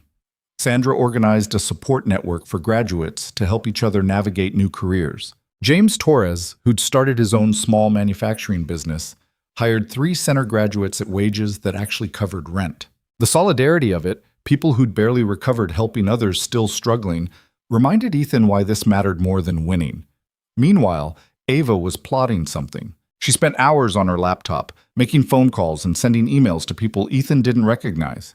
When he asked what she was doing, she just said research and kept working. It made him nervous, but he was too exhausted to press. On the 15th day, Vanessa pulled Ethan aside after an evening training session. "I need to tell you something," she said, and the tone in her voice made him brace for bad news. "What now?" "Sterling Dynamics offered me a deal. They'll drop the lawsuit and release the frozen funds if I publicly disavow the Worker Dignity Initiative, resign from all involvement, and sign a non-compete preventing me from working in labor advocacy for 10 years. Ethan stared at her. "That's extortion. That's business. They want me silenced and the movement discredited. If I take the deal, the centers survive, but I'm gone and can't start anything similar. And if you don't take it, everything shuts down in a week, and they drag me through courts for years." She leaned against the wall, looking more exhausted than he'd ever seen her. "I'm going to take it. Vanessa, it's the right choice. The work matters more than my involvement. Patricia and Marcus can run this place. You can handle mentorship and advocacy. I'm not essential. You're funding it. The initial money is there. And once I'm gone, the legal pressure stops. Other funders might step in, foundations, unions, maybe even government grants if Senator Whitmore's legislation moves forward. But none of that happens while Sterling Dynamics is fighting me. Ethan wanted to argue, but the logic was sound. Vanessa had become a liability, her presence making the entire initiative a target. Removing her might actually save it. When? He asked. They want an answer by Friday. I'm going to tell them yes. And then what? You just disappear? That I go back to building something smaller, quieter, maybe work directly with displaced workers instead of running programs. I don't know. But Ethan, she met his eyes. Thank you for giving me a chance to try fixing some of what I broke. For working with me, even when I didn't deserve it. For showing me what integrity looks like when everything's falling apart. Don't thank me. I didn't do this for you. I know. That's why it mattered. But they stood there in the empty training bay, two people who'd started as research subject and observer, transformed through conflict and compromise into something neither of them fully understood. Not friends. The betrayal ran too deep for that. But not enemies either. The workers we helped, Ethan said finally. That's real, right? Whatever your initial motives, whatever happens now, we actually helped them. Yes, that part's real. Then it wasn't wasted. Vanessa nodded slowly, then walked away before either of them could say anything else that might complicate the ending they'd arrived at. The next morning, Ava showed up at Ethan's garage with her laptop and an expression that meant she'd either solved everything or was about to cause a disaster. I found something, she announced, setting the laptop on his workbench. Something big. Ava, if this is about stopping Vanessa from taking the deal, that's some. It's about exposing why Sterling Dynamics is really fighting us. She pulled up a document, financial records, emails, internal memos. I've been tracking their corporate communications through public filings and leaked documents. Dad, they're not attacking the initiative because of Vanessa. They're attacking because we're working. What do you mean? Look at this. She pointed to an email chain between Sterling Dynamics executives. They're losing clients. 3 major corporations canceled automation contracts in the last 2 months, citing public pressure after our congressional testimony. And these internal projections show they're worried about long-term market impact if worker retraining becomes standard practice. Ethan read through the documents, his mind racing. They're afraid we're changing the conversation. Exactly. If displaced workers get support, if companies face pressure to invest in transition programs, if automation requires accountability, Sterling Dynamics' entire business model falls apart. They're not trying to shut us down because we're a nuisance. They're trying to shut us down because we're a threat. How did you get these documents? Well, I didn't hack anything, if that's what you're asking. Some came from whistleblowers inside Sterling Dynamics who contacted me after the press conference. Others were filed with the SEC, but buried in footnotes nobody reads. I just connected the pieces. Ethan stared at his daughter, feeling pride and terror in equal measure. What do you want to do with this? Publish it. Show everyone that this lawsuit isn't about proprietary information or violated agreements. It's about protecting profits by silencing workers. Her eyes blazed with the same fierce determination he'd seen at the congressional hearing. They're counting on Vanessa taking the deal quietly. What if we make it loud instead? That could backfire. Sterling Dynamics has resources to bury us in litigation. They're already burying us. At least this way we go down fighting. Ethan thought about Vanessa preparing to disappear, about the workers who'd found stability through the center, about the movement dying before it could spread.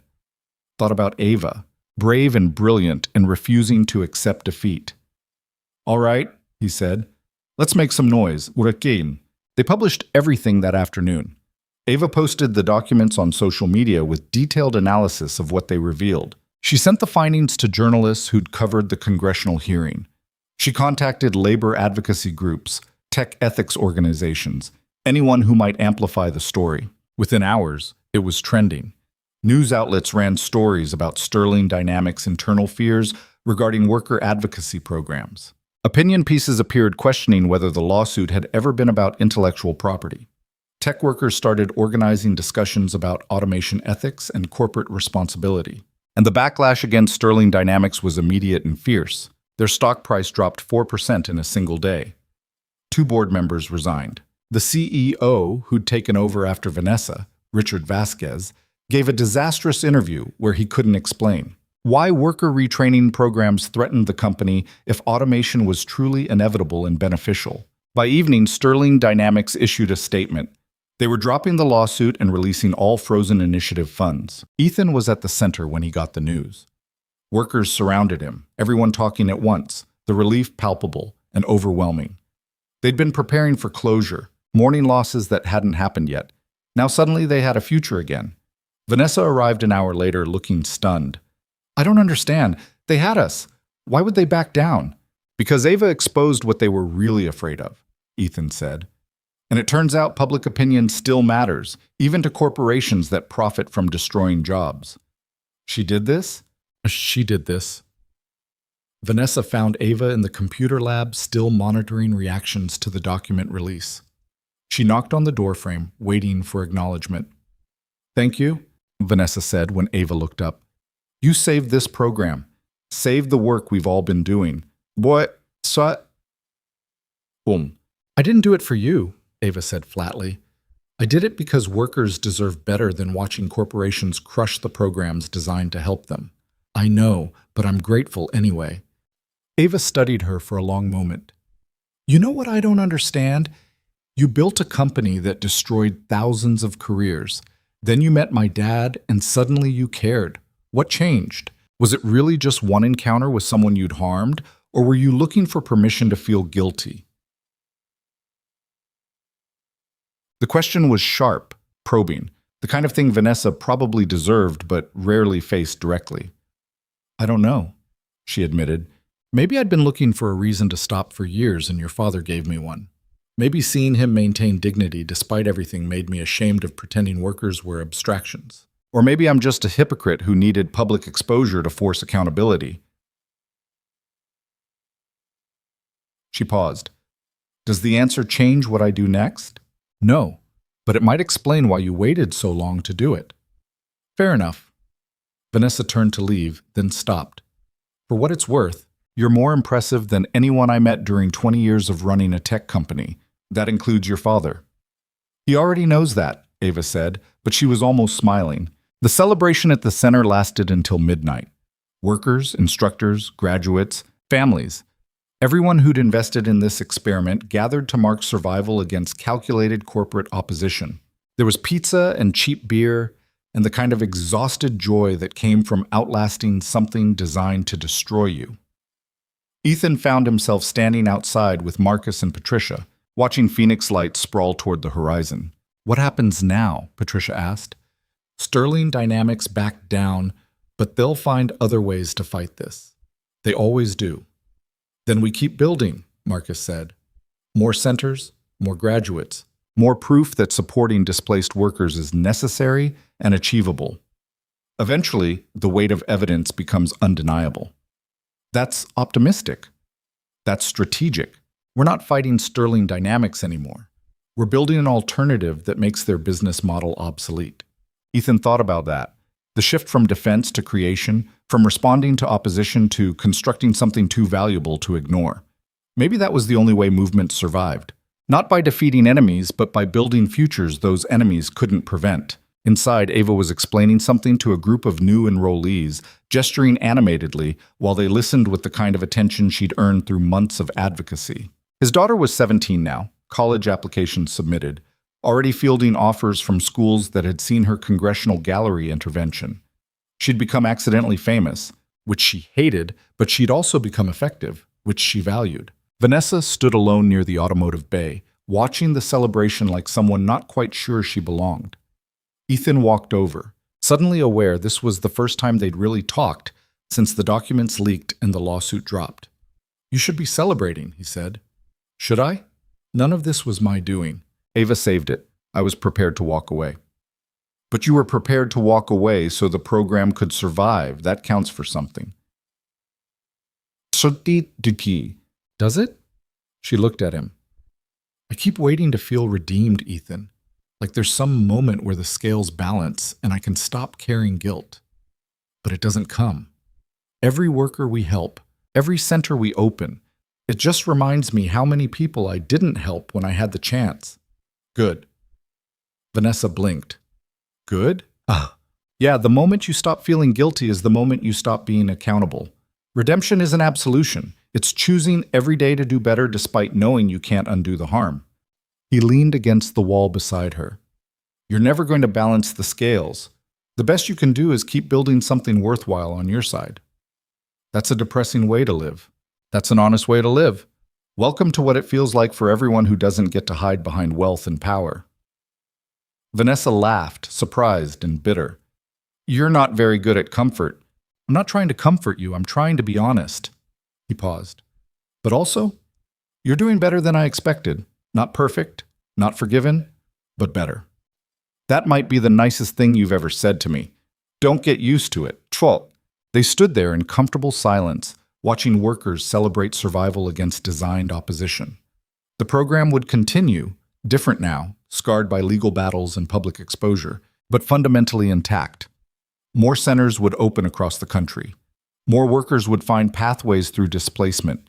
And somewhere, Sterling Dynamics and companies like it would keep automating jobs, creating new casualties who'd need support. The cycle would continue. The only question was whether support would exist when people needed it. 3 days later, Senator Whitmore's office called with news. Her legislation supporting worker-led retraining centers had gained bipartisan co-sponsors. It wasn't law yet. Might not become law for years, but momentum was building. The combination of Ethan's testimony, Ava's document leak, and Sterling Dynamics' public relations disaster had shifted conversation in ways policymakers couldn't ignore. They want you in Washington again, Whitmore's aide explained, to present a detailed proposal for national implementation. Budget requirements, organizational structure, outcome metrics. Think of it as translating the Phoenix model into policy language. Ethan almost laughed. I'm a mechanic. I don't know policy language. You know what works will help with translation. He agreed because refusing felt like abandoning workers in other cities who needed this. But it meant more time away from his garage, more stress on top of existing exhaustion, more public visibility when all he wanted was to work quietly and let others fight the larger battles. You don't have to do this, Vanessa told him when he mentioned the Washington trip. They were at the center, reviewing applications for the next training cohort. Patricia or Marcus could present the model. You've already given enough. I've given time and testimony. Workers gave careers and stability. It's not comparable. You're going to burn out. Probably, but not yet. Vanessa made a note in her tablet, then set it down. I've been thinking about what you said, about redemption being daily choice rather than eventual absolution. If that's true, I need to do more than fund programs and give speeches. Like what? Like actually working with displaced workers instead of administering from a distance. Getting my hands dirty, literally and figuratively.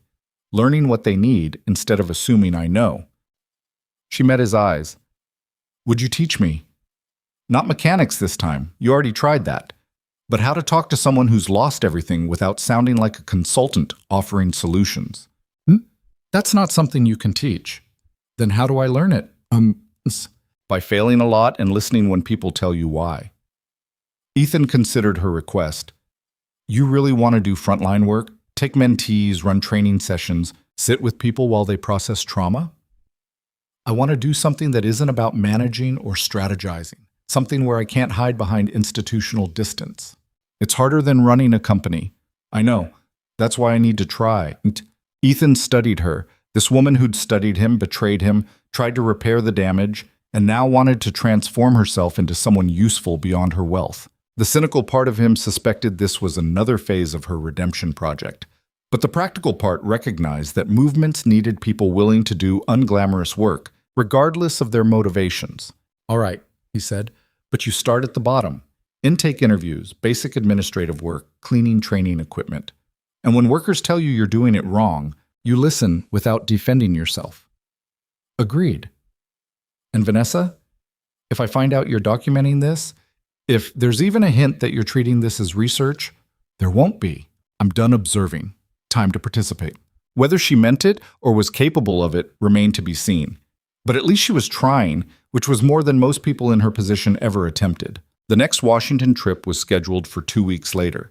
Ethan spent that time preparing documentation, gathering graduate testimonials, and trying to translate practical experience into policy recommendations. The work was tedious and occasionally infuriating, reducing human stories to budget line items, transforming messy reality into clean proposals that legislators could understand. But it was necessary.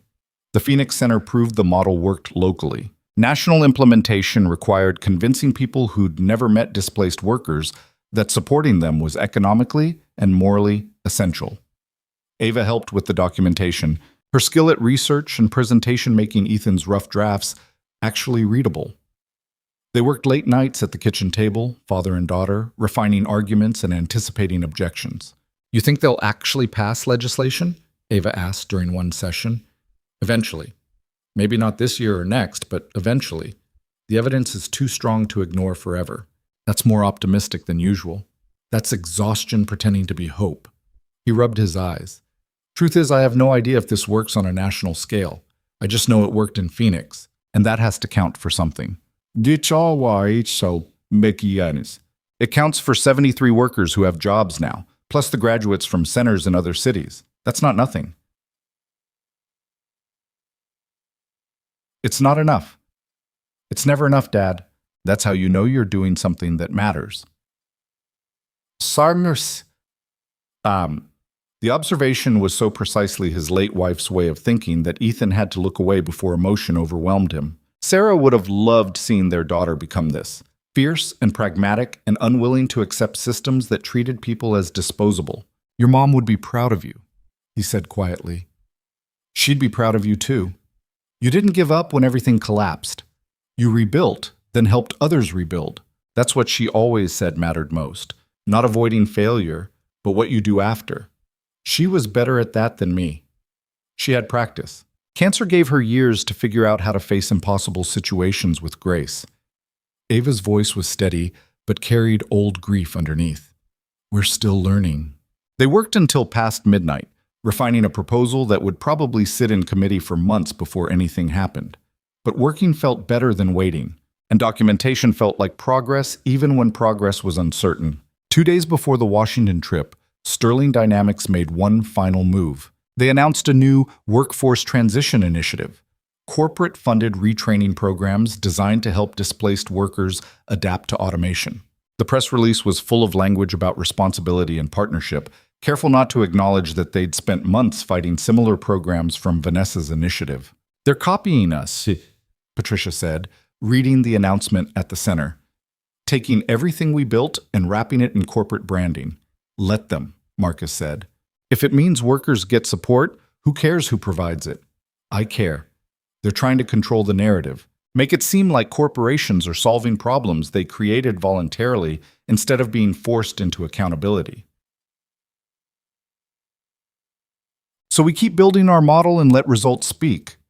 Marcus looked tired but determined. Their program might be genuine or might be PR theater. Time will tell. Meanwhile, we've graduated over 100 workers and opened pathways for thousands more.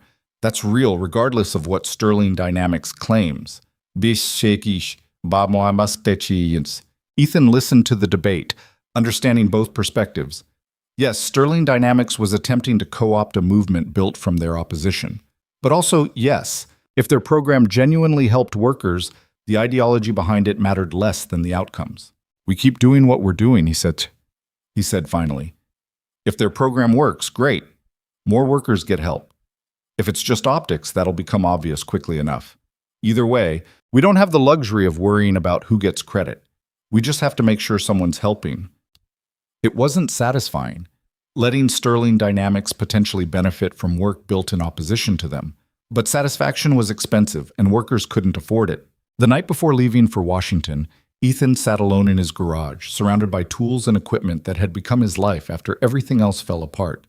His body ached constantly now, stress and exhaustion compounding into something that felt like it might break him if he didn't find rest soon. But rest felt impossible while workers still needed support, while opposition still mounted, while the future of the entire movement hung on policy decisions made by people who'd never experienced displacement firsthand.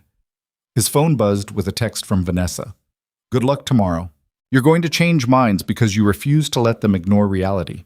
That's your strength." He didn't respond, but the message settled something restless inside him. Whatever happened in Washington, whatever became of the Worker Dignity Initiative, they'd built something genuine from harm and attempted repair. 73 graduates in Phoenix plus hundreds more in other cities. Lives restored, families stabilized, dignity returned to people the system had discarded. That was real. That mattered. And no amount of corporate opposition or political indifference could erase it.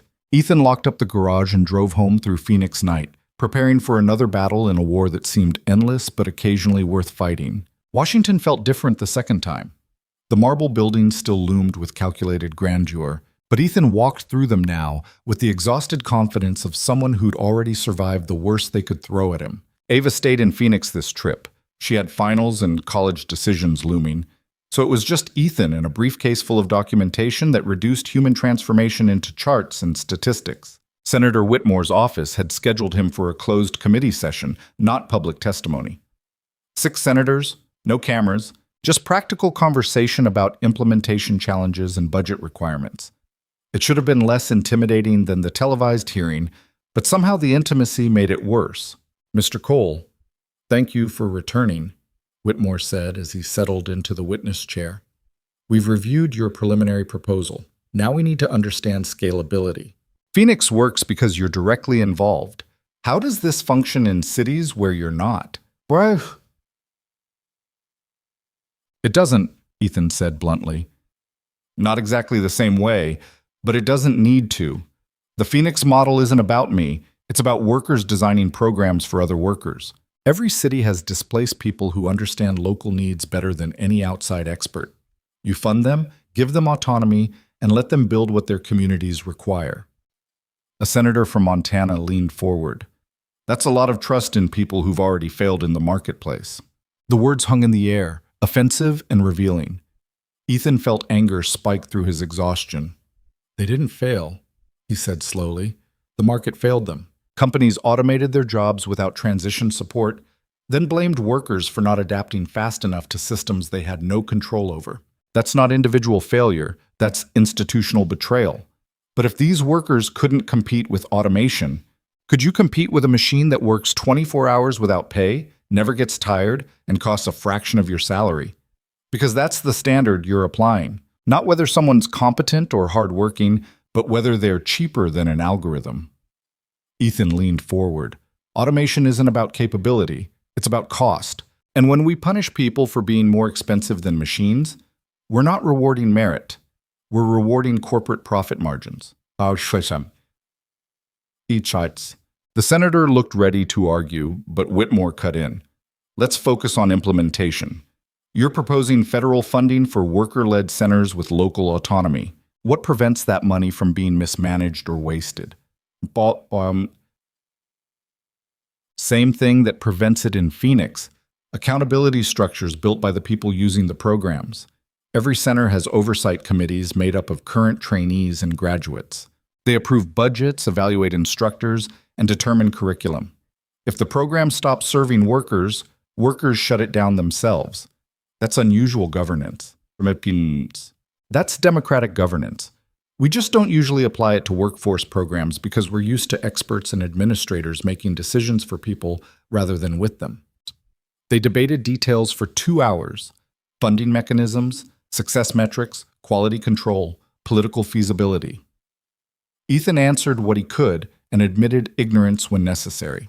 He wasn't a policy expert, just someone who knew what worked because he'd watched it work.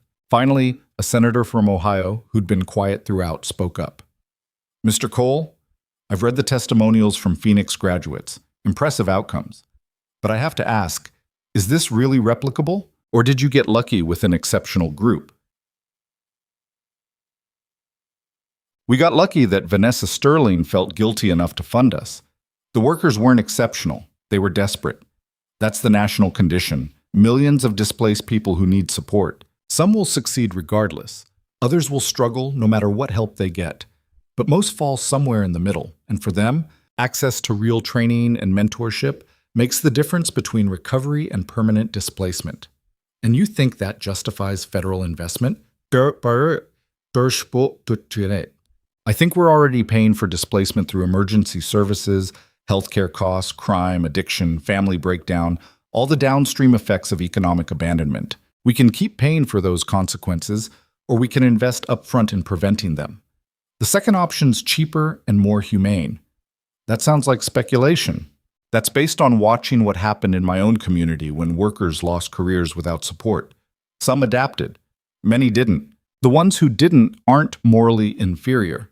They just lacked resources to navigate a transition nobody prepared them for. The senator made notes, but didn't look convinced. Ethan left the session with no sense of whether he'd moved anyone or just provided them cover to ignore the issue while appearing to consider it. Outside the Capitol, he found a bench and sat heavily, feeling every one of his 32 years like it was 60. His phone had 17 missed calls, mostly reporters wanting commentary on Sterling Dynamics' new transition initiative, but he ignored them all except one from Patricia. "How'd it go?" she asked when he called back. "Hard to tell. They ask good questions, which either means they're serious or they're getting better at seeming serious while doing nothing. Cynical. Realistic." He rubbed his eyes. "How's the center?" "Chaotic. We've got 50 new applications since Sterling Dynamics announced their program. People want the real version, not corporate PR. Can we handle 50 more? Not without expanding facilities or adding instructors, which requires money we don't have budgeted. I'll talk to Vanessa, but she's already here. Showed up this morning offering to fund the expansion, but only if we let her teach intake classes." Patricia paused. "Ethan, she's serious about this. Been shadowing Marcus all week, taking notes on how to talk to displaced workers without sounding condescending. It's strange watching her try so hard at something she's terrible at." "Is she getting better?" "Slowly. She asked a guy yesterday what his value proposition was, and I thought Marcus was going to throw her out. But she apologized immediately and asked him to explain why that was wrong. That's progress, I guess." Ethan almost smiled. "Keep her busy. And Patricia, thanks for running this while I'm gone. I know it's not what you signed up for." None of us signed up for any of this. But we're here anyway, so we might as well make it count." He spent 2 more days in Washington meeting with staffers, advocacy groups, and policy experts who wanted to understand the Phoenix model. Some were genuinely interested. Others just wanted talking points for their next campaign. Ethan stopped trying to distinguish between them and just presented the facts. Worker-led programs worked when properly funded. Outcomes justified investment, and delay meant more families falling into permanent displacement. On the final day, Senator Whitmore called him to her office personally. "I can't promise legislation this session," she said without preamble. "Too much opposition from business interests. Too many members worried about looking anti-innovation. But I can get pilot program funding through appropriations, $20 million to establish centers in 5 cities. Not much, but it's a start." "When?" "Next fiscal year, assuming budget negotiations don't collapse." She leaned back in her chair. "That gives you about 8 months to prepare. Choose the cities carefully. We need success stories strong enough to justify expansion. 20 million isn't enough for 5 cities. Then find matching funds from foundations, unions, local governments. Think of federal money as seed capital, not full support." She met his eyes. "This is your chance to prove the model scales. Don't waste it being precious about insufficient resources. Work with what you get." Ethan wanted to argue that workers deserved full support, not pilot programs and matching fund requirements. But he'd learned enough about policy to know partial victory was sometimes all you got. "All right," he said, 5 cities, 8 months. We'll make it work." "I'm counting on it. Because if this fails, it'll be years before anyone tries again." The flight back to Phoenix gave Ethan time to think about what came next. 5 cities meant 5 leadership teams, 5 facility searches, 5 hiring processes. It meant training people to replicate what Phoenix had built while adapting to local conditions. It meant scaling a model that barely worked at small size to something ambitious enough to matter nationally. It meant everything they'd built so far was just preparation for the real work. Ava picked him up from the airport, driving his truck because she'd gotten her license while he was gone. She'd also gotten early acceptance to MYT, full scholarship plus stipend, which she announced casually while navigating highway traffic. MIT, Ethan repeated, processing. That's Massachusetts. That's one of the top engineering schools in the country. Also where you went before automation destroyed your career, so there's nice symmetry. That's 3,000 miles away. That's where I need to be if I'm going to learn how to build systems that don't treat people like disposable equipment. She glanced at him. You knew I was applying. I knew. I just didn't think about what it would mean if you got in. It means I leave in August. It means you'll be alone for the first time since Mom died. It means you have to figure out how to take care of yourself instead of focusing entirely on everyone else. Her voice softened. It means I'm growing up, Dad. That's supposed to happen. I know. But you're allowed to be sad about it. I am sad about it. Also proud. Also terrified you're going to the same school that trained me right before that training became obsolete. The training didn't become obsolete. The industry changed. There's a difference. Ava navigated the exit toward home. Besides, I'm not studying aerospace. I'm going into systems design with focus on human technology interfaces. Basically learning how to build automation that accounts for human impact instead of treating it as externality. That's ambitious. I learned from the best. They drove in comfortable silence, father and daughter, both preparing for a separation neither wanted but both recognized was necessary. Ethan thought about all the years he'd spent trying to protect Ava from the consequences of his displacement, only to watch her transform those consequences into purpose. She'd become stronger through hardship he'd tried to shield her from, which maybe said something about the limits of protection and the necessity of struggle. The Phoenix Center had transformed during his absence. The expansion Patricia mentioned had already started. Workers were clearing space for additional training stations, and Marcus was interviewing potential instructors. Vanessa was there too, wearing work clothes that actually looked used and listening intently, while a former restaurant manager explained why retraining programs usually failed.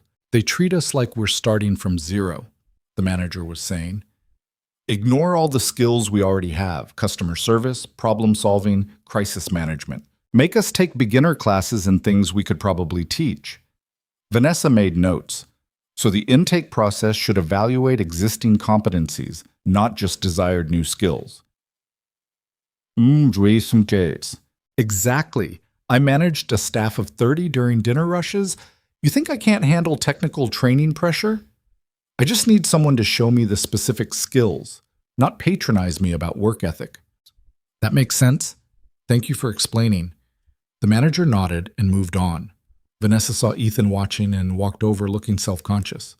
Patricia has me doing intake interviews, she said. I'm terrible at it. You're learning. That's different from terrible. Is it? Because I keep accidentally saying things that make people feel like experiments again. Yesterday, I asked someone to quantify their displacement experience, and Marcus had to pull me aside for a 20-minute conversation about why that's dehumanizing. But you're asking why it's wrong instead of defending yourself. That's progress. Slow progress. Still progress? Ethan leaned against the wall, suddenly exhausted again. Washington went okay. We might get federal funding for 5 pilot programs. $20 million, 5 cities, 8 months to establish them. Vanessa's eyes widened. That's significant. How can I help? Yo os. By doing exactly what you're doing now, learning how to work with displaced people without treating them as abstractions. We're going to need leaders who understand both administrative logistics and human reality. You could be one of them if you keep it this. You trust me with that? I trust that you're genuinely trying to change, which is more than most people manage. Whether you succeed is still uncertain, but the effort counts for something. They stood there watching workers move through the center, training, learning, rebuilding lives from pieces the system had scattered. Every person represented a family that had survived displacement through support that shouldn't have been exceptional, but was. I've been thinking about something, Vanessa said quietly. After we establish the 5 pilot programs, after federal funding stabilizes, I want to step back. Not disappear, but move into background support rather than visible leadership. Why? Because my presence makes this about redemption narratives instead of worker outcomes. Every article mentions the billionaire trying to atone. Every interview focuses on my transformation rather than graduate success. I'm becoming the story when workers should be the story. Ethan considered that. You think removing yourself fixes it? I think it helps. Patricia and Marcus can lead without my baggage. You can advocate without having to explain why you work with someone who harmed you. The movement becomes about workers supporting workers instead of corporate guilt-funding solutions. That's probably smart. Also probably hard for you. What's? Stepping away from things I built is kind of my specialty at this point. She smiled, brittle but genuine. Besides, maybe I can do more good working directly with displaced people than managing programs. I'm getting better at the human part. Slowly. Takes practice and failure and more practice. But then I'll keep practicing. The next 8 months were controlled chaos. Ethan worked with Senator Whitmore's staff to select pilot cities, Detroit for manufacturing displacement, Seattle for tech sector impact, Atlanta for service industry automation, Denver for regional economic diversity, and Cleveland for Rust Belt representation. Each city needed local leadership, facility space, funding partnerships, and community buy-in. Phoenix became the training ground. Ethan brought leadership candidates to shadow their operations, learn their methods, understand what worked and what had been learned through failure. Marcus and Patricia ran intensive workshops on worker-centered program design. Vanessa handled logistical coordination, getting better at administration now that she wasn't trying to do it from executive distance. Ava spent her final months before college documenting everything. She created training manuals, video guides, troubleshooting resources, everything new centers might need when Phoenix wasn't available to answer questions. She also kept advocating online, her social media presence having evolved from expose platform to worker advocacy hub. "You're building institutional memory," Ethan told her one evening while reviewing her documentation. "That matters more than anything I did in Washington." You got the funding. That matters more. Funding disappears without knowledge transfer. You're making sure what we learned survives, even if we don't. Dark Dad. Realistic. Movements fail when they depend on specific people. You're making this bigger than any individual. Ava looked at the documentation spread across the table. Months of work reducing complex human processes to teachable steps. Mom used to say that systems thinking was just empathy at scale. That if you really cared about people, you built structures that helped them even when you weren't there. She was right. She usually was. Ava closed her laptop. "You're going to be okay when I leave, right? You'll actually sleep occasionally and eat real food and not just work yourself to death?" "I'll try." That's not a promise. It's honest, which is better. It's worrying, which is worse. She studied him with the penetrating attention she'd inherited from her mother. "You've spent 3 years in crisis mode, first surviving displacement, then building the center, then fighting to keep it alive. At some point, you need to actually live instead of just surviving." "But I am living. You're existing. There's a difference." She paused. "When's the last time you did something just because you wanted to, not because someone needed you to?" Ethan couldn't answer. Every choice for 3 years had been dictated by necessity, keeping Ava housed, keeping the garage solvent, keeping workers supported. Personal desire hadn't factored into decisions because there hadn't been space for it. "After you leave," he said finally. "After the 5 pilots launch and federal funding stabilizes. Then I'll think about what I want instead of just what's required. Promise?" "Promise." It was a lie, and they both knew it, but sometimes love meant accepting comfortable lies rather than forcing uncomfortable truths. The 5 pilot programs launched on the same day in early June. Coordinated ribbon cuttings, local news coverage, workers walking through doors in 5 cities simultaneously. Ethan couldn't be everywhere, so he stayed in Phoenix and watched live streams on his laptop, feeling the strange disconnect of seeing something he'd helped build spread beyond his direct control. Detroit's center occupied a former auto parts factory, the symbolism obvious and powerful. Seattle launched in a renovated tech campus, funded partly by engineers who'd survived waves of layoffs. Atlanta transformed a closed retail space into training facilities. Denver and Cleveland found their own solutions, each adapted to local conditions and community resources. Some would succeed, some would struggle, some might fail entirely. But they existed, which meant displaced workers had options they hadn't before. "We did it," Patricia said, watching the Cleveland live stream beside Ethan. 5 cities, hundreds of workers, federal validation of the model. "We started it," Ethan corrected. "Whether we did it depends on what happens next. You're allowed to celebrate survival before worrying about what comes after." Survival isn't enough. It never was. No, but it's something, and sometimes something is all you get. Ava left for MIT in August.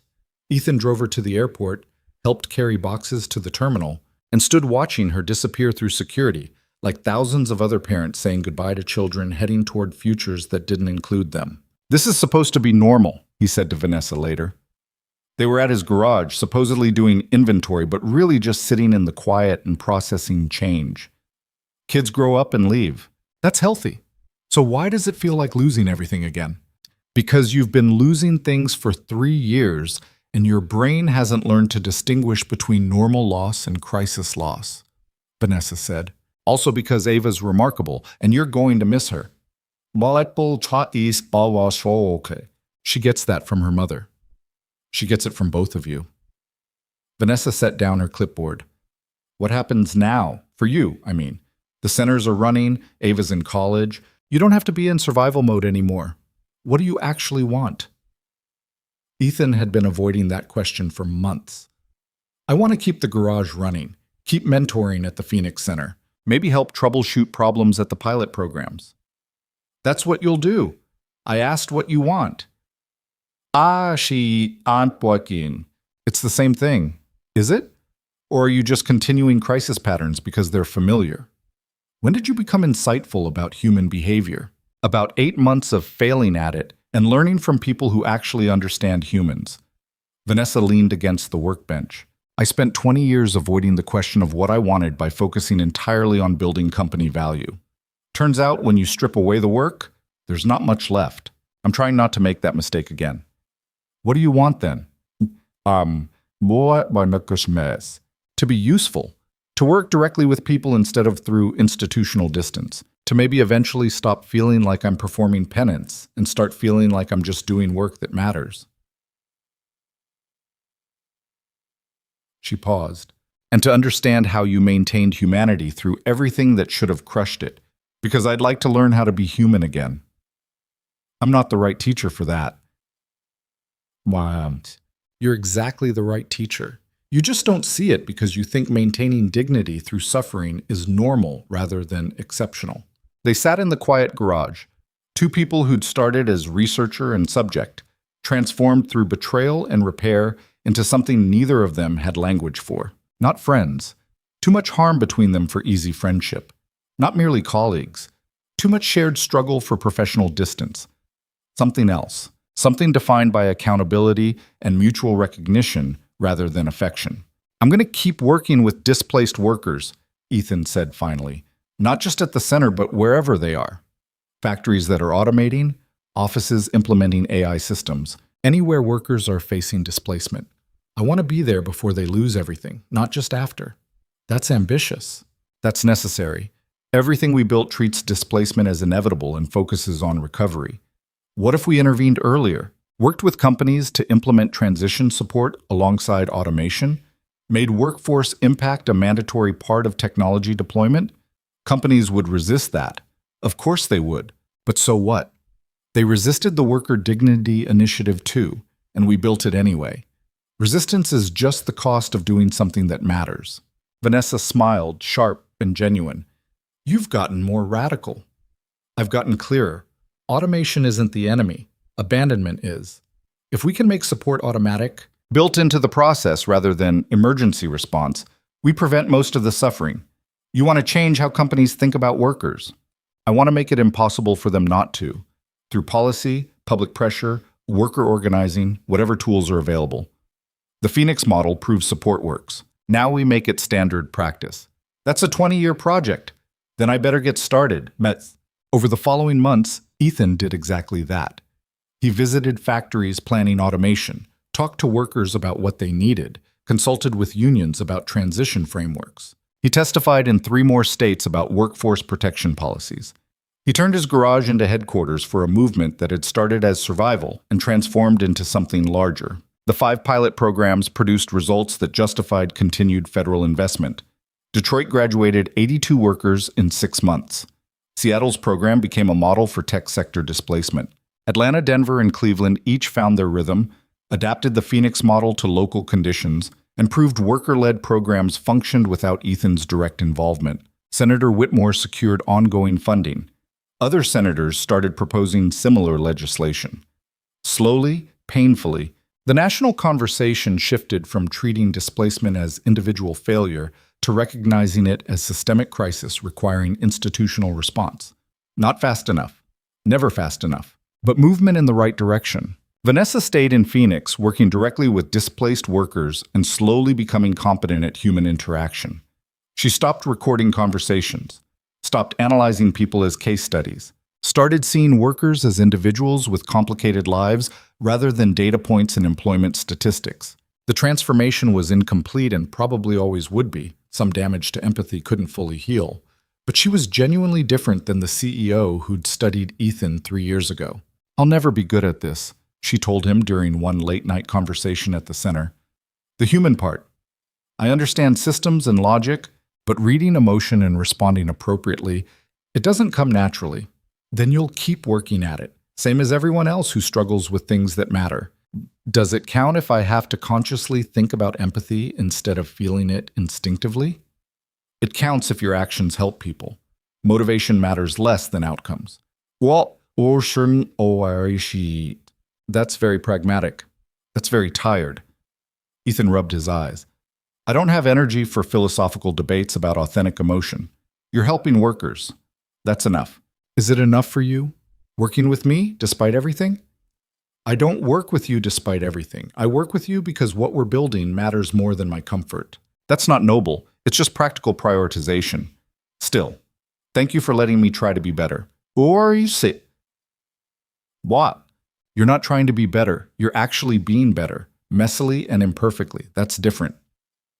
5 years after losing his career, Ethan Cole stood in his garage on a Tuesday evening and realized he'd accidentally built a life from wreckage. Not the life he'd planned. That was gone, erased by automation he'd never seen coming. But a different life, constructed from necessity and compromise, and the stubborn refusal to let systems that broke him define his worth. The garage was still struggling financially. Would probably always struggle because he spent too much time on advocacy and not enough on profit maximization. But it was his, sustained through grit and refusal to surrender. The Worker Dignity Initiative now operated in 43 cities, helped over 2,000 workers find stable employment, and had become the model for workforce transition programs nationwide. Not perfect. Nothing was perfect. But functional enough to matter. Ava was thriving at MIT, already working on research projects about ethical automation and human-centered technology design. She called weekly, full of stories about labs and professors and the future she was building from lessons learned watching her father survive systems designed to discard him. And Vanessa Sterling, the Billionaire CEO who'd studied his suffering as research material, had transformed into someone who spent her days sitting with displaced workers and learning what it meant to see people as people rather than abstractions. The change was incomplete, probably irreversible damage from 20 years of treating humans as resources. But she kept trying, which counted for something. Ethan's phone buzzed with a text from Marcus. "New batch of workers graduating tomorrow. You speaking at the ceremony?" He typed back, "No, let Patricia do it. I'm tired of being the face of this." "You are the face of this." Then it's time for a different face. Workers helping workers. That's the story, not me. Stubborn, consistent. He set down the phone and looked around the garage that had become both livelihood and headquarters for a movement he'd never intended to lead. Tools hung on walls in organized chaos. Vehicles in various states of repair occupied the bays. Everything stained with oil and effort, and the tangible reality of work done with hands instead of algorithms. This was what machines couldn't replace. The human capacity to maintain purpose despite suffering, to build community from shared struggle, to choose connection over isolation when systems encouraged abandonment. Automation could perform tasks more efficiently than people, but it couldn't replicate the stubborn, irrational human insistence that everyone deserved dignity regardless of their economic utility. That was the lesson worth teaching. Not that technology was evil or progress was bad, but that advancement without accountability was just another name for cruelty. That efficiency gains meant nothing if they destroyed the humans displaced by that efficiency. That civilization measured itself not by the wealth of winners, but by the treatment of people the system failed. Sterling Dynamics still existed, still sold automation systems, still helped companies replace workers with algorithms. But now those companies face pressure to provide transition support, faced questions about workforce impact, faced workers who'd learned they deserved better than being discarded when technology made them redundant. Not enough pressure, not enough questions, never enough workers empowered to demand better treatment. But more than before. More than the nothing that had existed when Ethan lost his career and found himself alone trying to rebuild. His phone rang. Vanessa this time, calling instead of texting. "I need advice," she said when he answered. "There's a woman at intake who reminds me of myself 3 years ago, treating displacement as personal failure, convinced she's obsolete because an AI can do her job faster. I don't know how to tell her that's wrong without sounding like I'm minimizing what she lost." You can't. She has to discover her worth herself. You just create space for that discovery. Ethan walked to the garage door, looking out at Phoenix evening.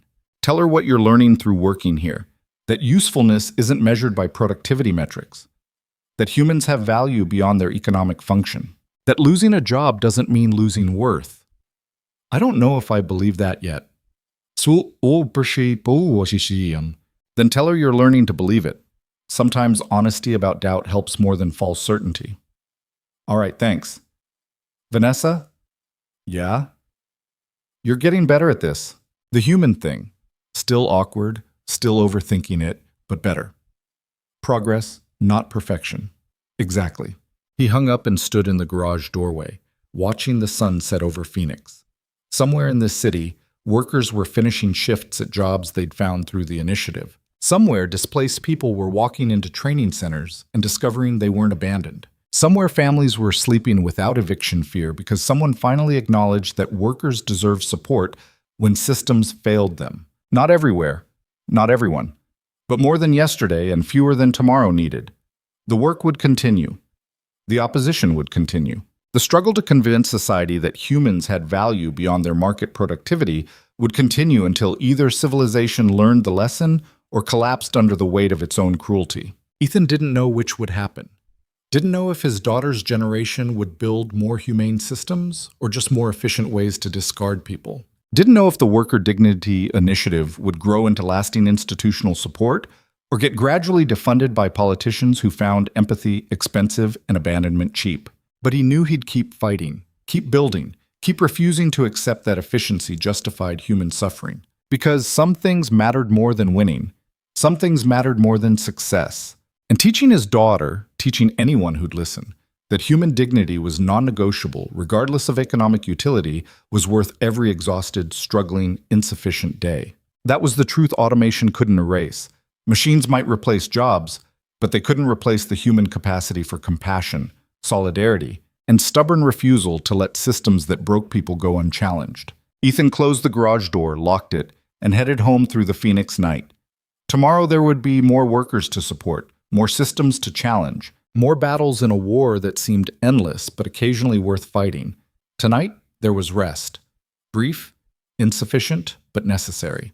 And that balance between struggle and survival, between fighting and enduring, between changing the world and simply living in it, was all anyone could manage in the end. Human or machine, powerful or displaced, guilty or innocent, everyone just kept trying to do better than yesterday while preparing for tomorrow's failures. That was enough. It had to be, because nothing else was actually within their control.